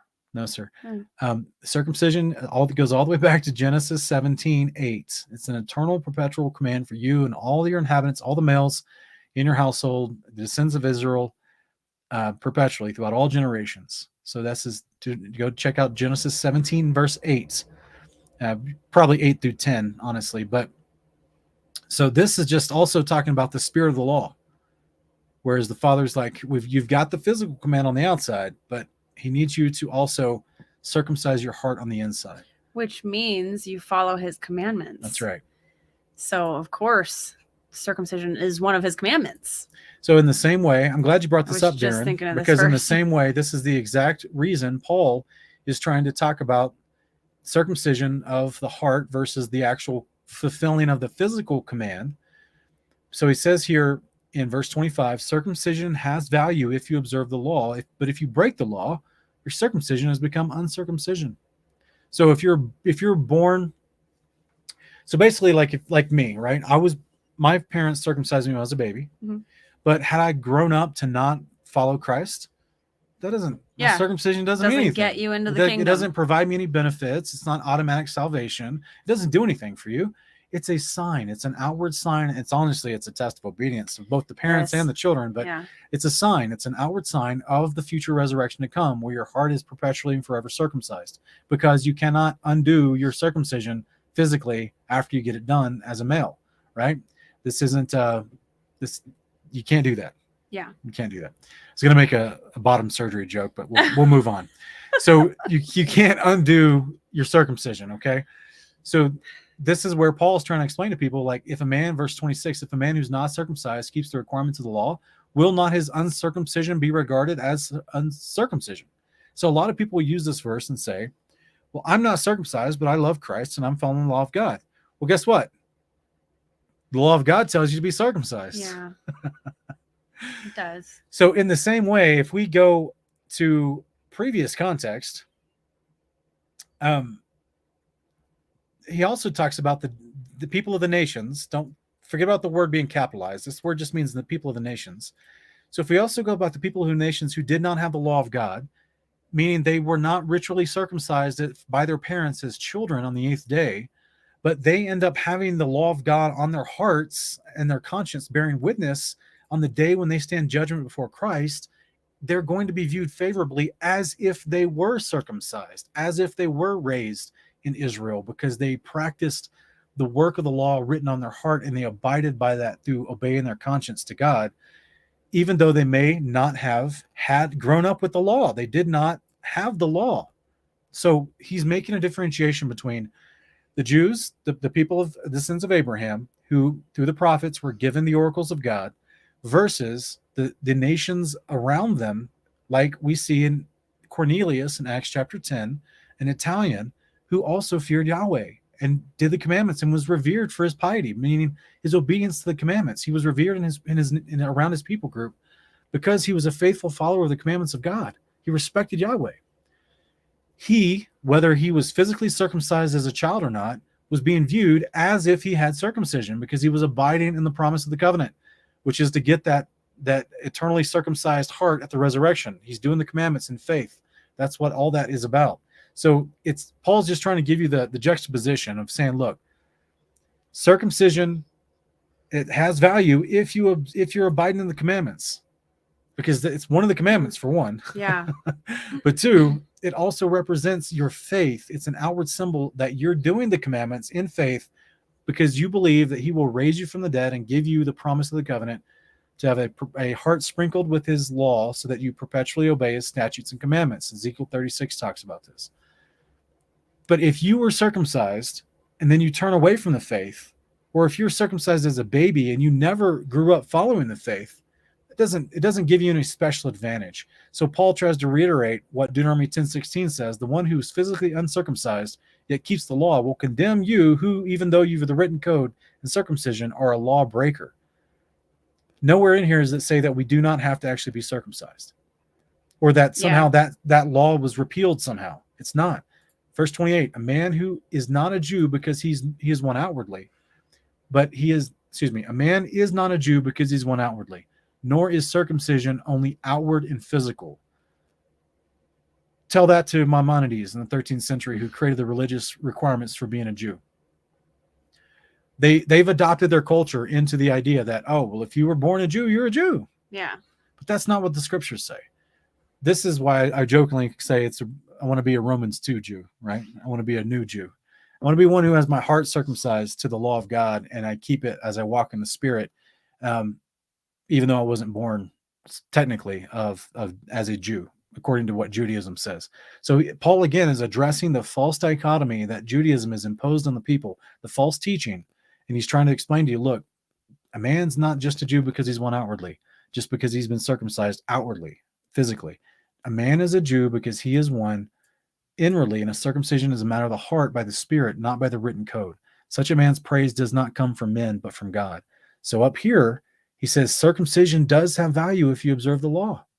So he's not negating himself by saying that true circumcision is of the heart, right? Because again, he's trying to tell you, you can be circumcised, but if you're in a bit disobeying the law, it means nothing.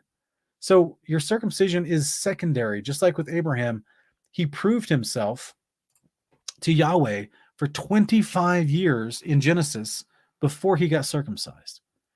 So he proved his heart was circumcised to Yahweh before he physically was asked to circumcise his member. So he was still saved. He's still walking in the promises. He's still walking in faith and belief. He's still building altars, and his sacrifices are being accepted by Yahweh. Like nothing's changed. There was a test that was given to man, specifically men. Hey, your most prized possession that you have to deal with at minimum 3 times a day. That all these other cultures revere and worship to their false gods and use in their religions for all kinds of disgusting perverted ways. Yeah. I want you to take that and make it honored. I want you to take that and I want you to reverence that in a good way. Don't put it where it's not supposed to be. And also I want you to physically trust me by altering it as a symbol for your future resurrection, because you're in faith and belief. Not even Abraham was required to circumcise himself until many, many years later. Same thing we see with Gershom. He was a grown man by the time Exodus 4 is happening. And then he gets circumcised on the side of the road with a flint knife. Which was a big deal that Moses didn't circumcise Gershom when he was an infant, because Moses would have known that he was supposed to, and he chose not to. Now, we don't know the reason for that, but, he was met along the way to Egypt, with a pretty serious angel saying, I'm here to kill you. So anyway, we hope that's a decent, well-rounded answer for you. Deuteronomy 10:16 does not negate Exodus 12. Jake, this guy right here is asking, any chance to honor kings going over the Didache, the homilies, and those early church writings? I appreciate you, brother. I don't know, because we want to focus. I'll have to talk to Ken about that, but we want to focus mainly on what we feel are actual books that may have been excluded from other canons. Yeah, that's more like testing to see if they're scripture or not. Now, those topics are something that Sean and I have talked about in the future on Kingdom and Context, without outside of Honor of Kings. Yeah, we would like to at some point get into some church history, some church fathers writings. Yeah. I've said this multiple times. In the future, when I have time, maybe 2 or 3 years from now, but I want to do a whole series on the early church fathers writings and break them down and categorize them, and when we can see, basically try to show people over time the clear shift. Yeah, when things started to change, how they started allegorizing everything because they were Roman and Greek philosophers that had gotten saved, and so they were bringing wearing certain glasses that they were filtering the scriptures through when they came to the faith. They weren't applying the foundation of the actual scriptures because they weren't allowed in the synagogues anymore. Right. So they were just doing the best they could with the writings of Paul and the Gospels and the story that they had been told to get them saved. And they brought philosophy in with them, which is why there's vast differences in the different writings of the early church fathers. Yeah. So Want to do? Thank you. Take it back, Eden. I appreciate the super chat. Thank you, brother. Want to do 1 more or 2 more? Yeah.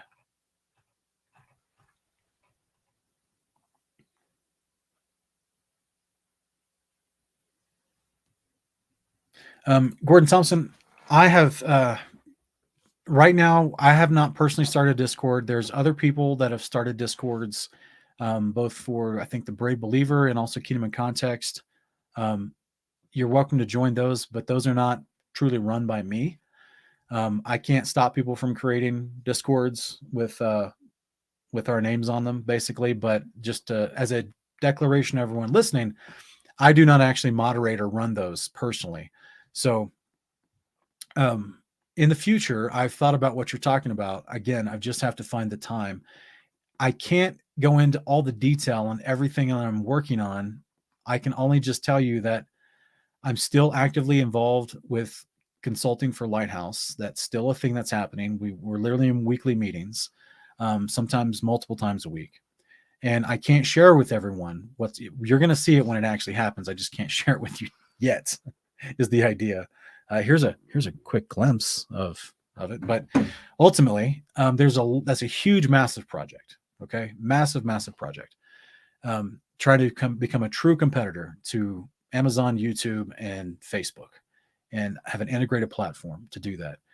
And so things are going good.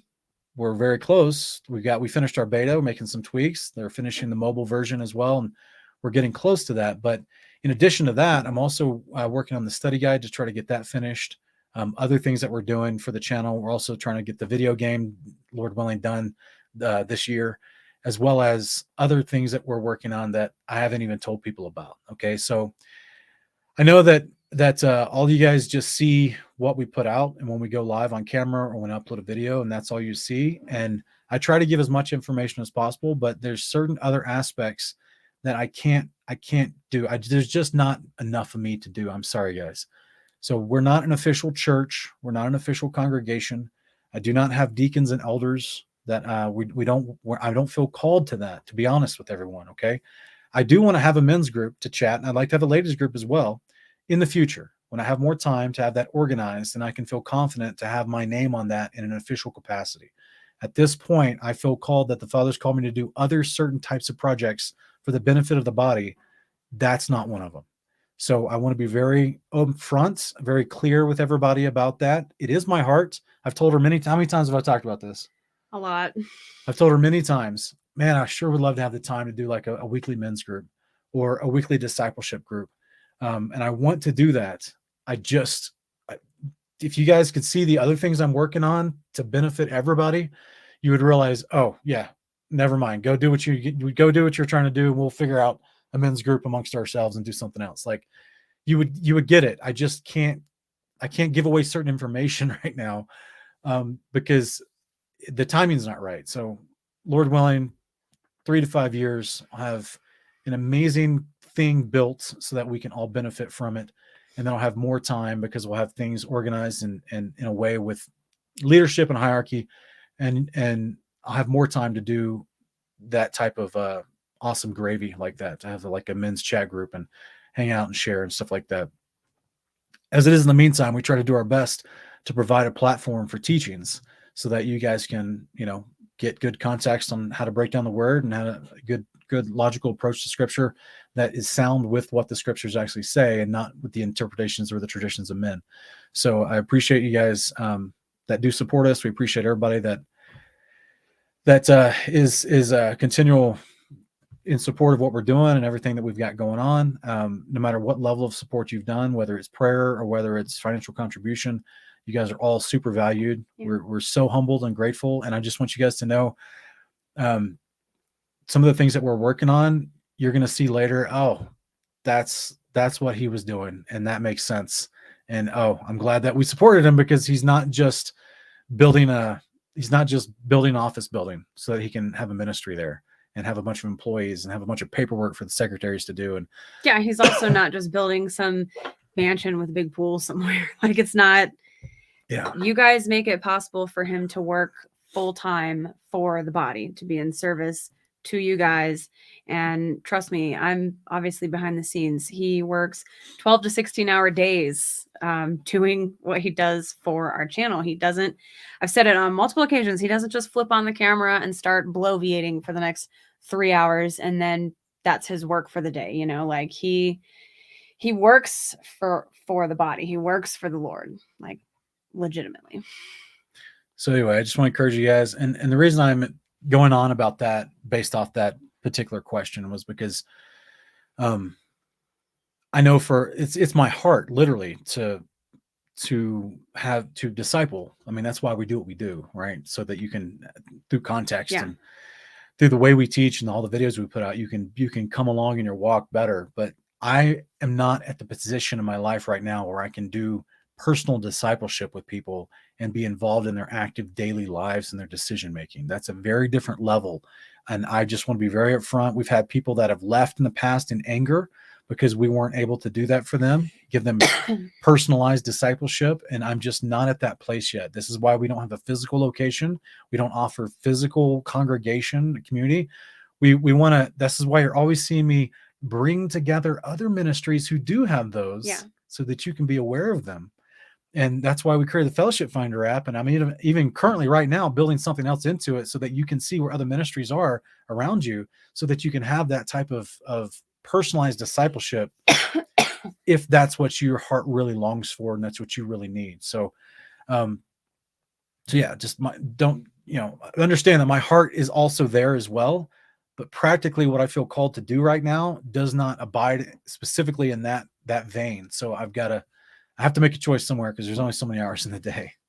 So, but we'll take just one more real quick and we'll stop, because I'm running out of voice here. No, I don't have an opinion on the new Jesus movie. I'm sorry. Haven't seen it yet. Sean and I tend not to get into all the controversy surrounding everybody's wild opinions about television shows and movies and stuff that purport to represent stories from the Bible. We don't know the hearts of those people who are making those movies or acting in them, and we don't like to step into the role of Yeshua and be the judge over their hearts and decide, they're part of some agenda, or, that, oh yeah, these are great men of God, let's go follow them because they made this movie. We'll just let God sort everyone out. Last question, guys. Meyer Tribe is asking, where in scriptures that speak of Yeshua's ongoing offering to the Father? Bless you both. 1 Timothy 2:5, 1 John 1:9, Hebrews chapter 5, verse 7 through 10, Hebrews chapter 8, verse 1 through 5. That's just a few. He is our ongoing mediator. Also, at the end of chapter 7, where he ever lives to make mediation for us. I think it's in verses 21 through 23. Yeah. It's everywhere, guys. And there's never a different definition for that process given to us in Scripture. Yeah. We just read today from Leviticus 14 about a specific process by which a priest does to make atonement for people. Yeah. That's in a specific vein, but then Leviticus chapters 1 through 7 tell all the other processes for all the other types of sin of which mediation is required by a priest in a temple to God. Both the priest and the temple have to be ordained by the Father. This is accomplished. This is fulfilled. This is that requirement is satisfied and is ongoing with the Father's heavenly temple in heaven above, Christ as the ordained minister in that temple and high priest who mediates on our behalf. And that's a wonderful gift. I don't understand why people get so upset and offended by that, when the reality is we are dispersed among the nations. We aren't in a place where we can bring these offerings and keep the letter of the law with a lot of these things. And why wouldn't we be grateful that our Messiah is able to do those things on our behalf in heaven still, regardless of the fact that we can't do it to the letter? Like, to me, it's an amazing, awesome thing. It is. It's just traditions of men that have been pounded into our heads for generation upon generation that make us clutch our pearls and be like, how could you suggest such a thing? Well, I'm sorry. The Bible doesn't suggest anything other than him being a priest. And there's no other definition for a priest's job other than what we see clearly written in the law. And the fact that we can't do those things today bothers me sometimes. It's like, I would really like to be able to. Can do what things today? The fact that we aren't gathered in unity as one nation under the Father, being able to bring our offerings to a legitimate priesthood who's not in apostasy constantly, Right. like, I would love to be able to keep all of his commandments to the letter. And why don't ask yourself, why wouldn't you? Not you particularly who asked the question, I'm not implying you, but people who are upset and offended by our beliefs about, what our Messiah actually does. Like, ask yourself, do you really want to do his law in the kingdom? Because that includes all of the offerings. And, I would encourage people to just try to adjust your perspective on those things, because they're a blessing.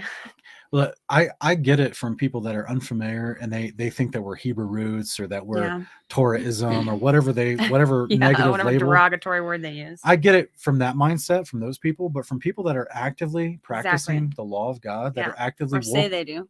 People that have woken up to the idea that God's law is applicable to their discipleship and they are studying the Old Testament, and you still hold on to this Catholic teaching that the temple is null and void and then it's all pointless now, like that. You guys, literally the people that made that up also at the same time claimed they're the new priesthood. Right. And they built cathedrals, which they called the Yeah. new temples.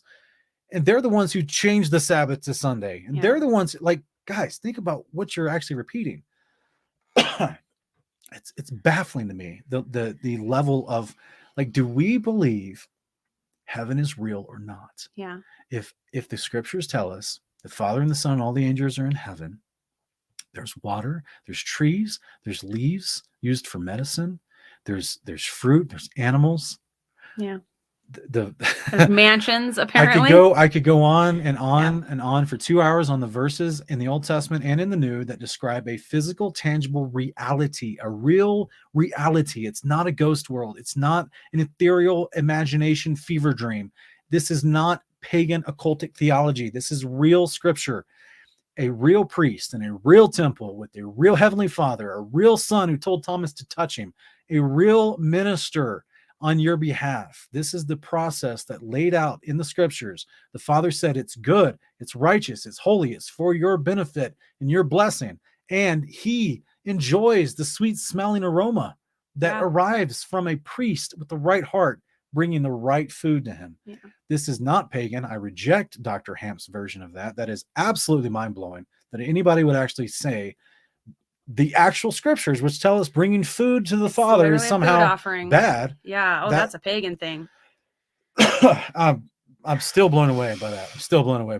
So no, I try to gather myself to let you guys know that all the scriptures I've given you, it's a very real place. When you're resurrected, the bodily resurrection that you're promised as a part of the covenant is that you come back to real life. Yeah. You're not a ghost. Yep. You come back to real life, real body. What's it going to do? It needs to eat. It needs to, well, you may not need to eat, but you will eat. We're going to get to eat. You get to drink the water of life. Yeah, because clearly meals and eating and breaking bread together are part of the creation. It's integral. Yeah, it's an inherent, it's woven into creation itself with how the Father wants us to interact with each other and how we interact with him. And you can see that through all cultures in the world. There's something about sitting down and sharing a meal that all cultures in the whole world recognize as a special thing. Breaking bread together, showing, peace between each other. It's all happens with a meal. Yeah. So we get passionate because we love the Father's law, every part of it, and we are not embarrassed by any part of it. And we don't believe in arguing away any parts of it. And we're not going to apologize for any parts of it. We are going to rejoice that he gave it to us and rejoice in the fact that our Messiah is able to keep it in heaven perfectly, even though we can't keep it perfectly to the letter on the ground right now while we're dispersed among the nations. That's a beautiful thing. And none of us should ever be made to feel ashamed of that. And that's what this doctrine of substitutionary atonement that abolishes those sacrifices does. It makes us feel like we need to be ashamed of these instructions in his law that teach us how to do the sacrifices through a legitimate priesthood. And it's not something to be ashamed of. It's not something that was burden. You never see anyone in the Old Testament talking about, boy, I can't wait till we don't have to do these sacrifices anymore. What a burden they are.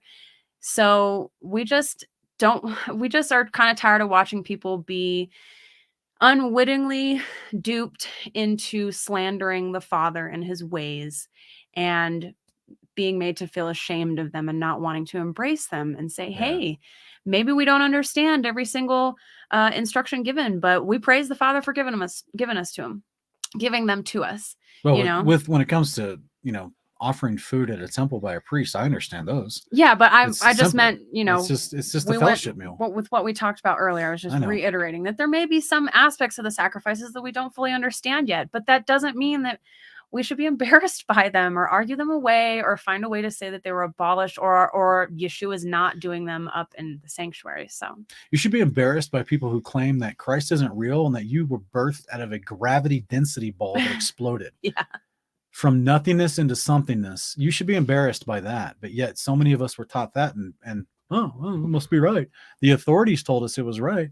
So we should be embarrassed by that kind of nonsensical theology that has no basis in reality, can't be seen, proven, tested, or falsified, but yet it's expected for us to believe wholesale, even from specific religious organization called the Catholic Church, who literally invented the Big Bang with George Lemire, one of their priests, who moved away from what the Bible says about how we were created and where we're created and invented an entire new cosmology.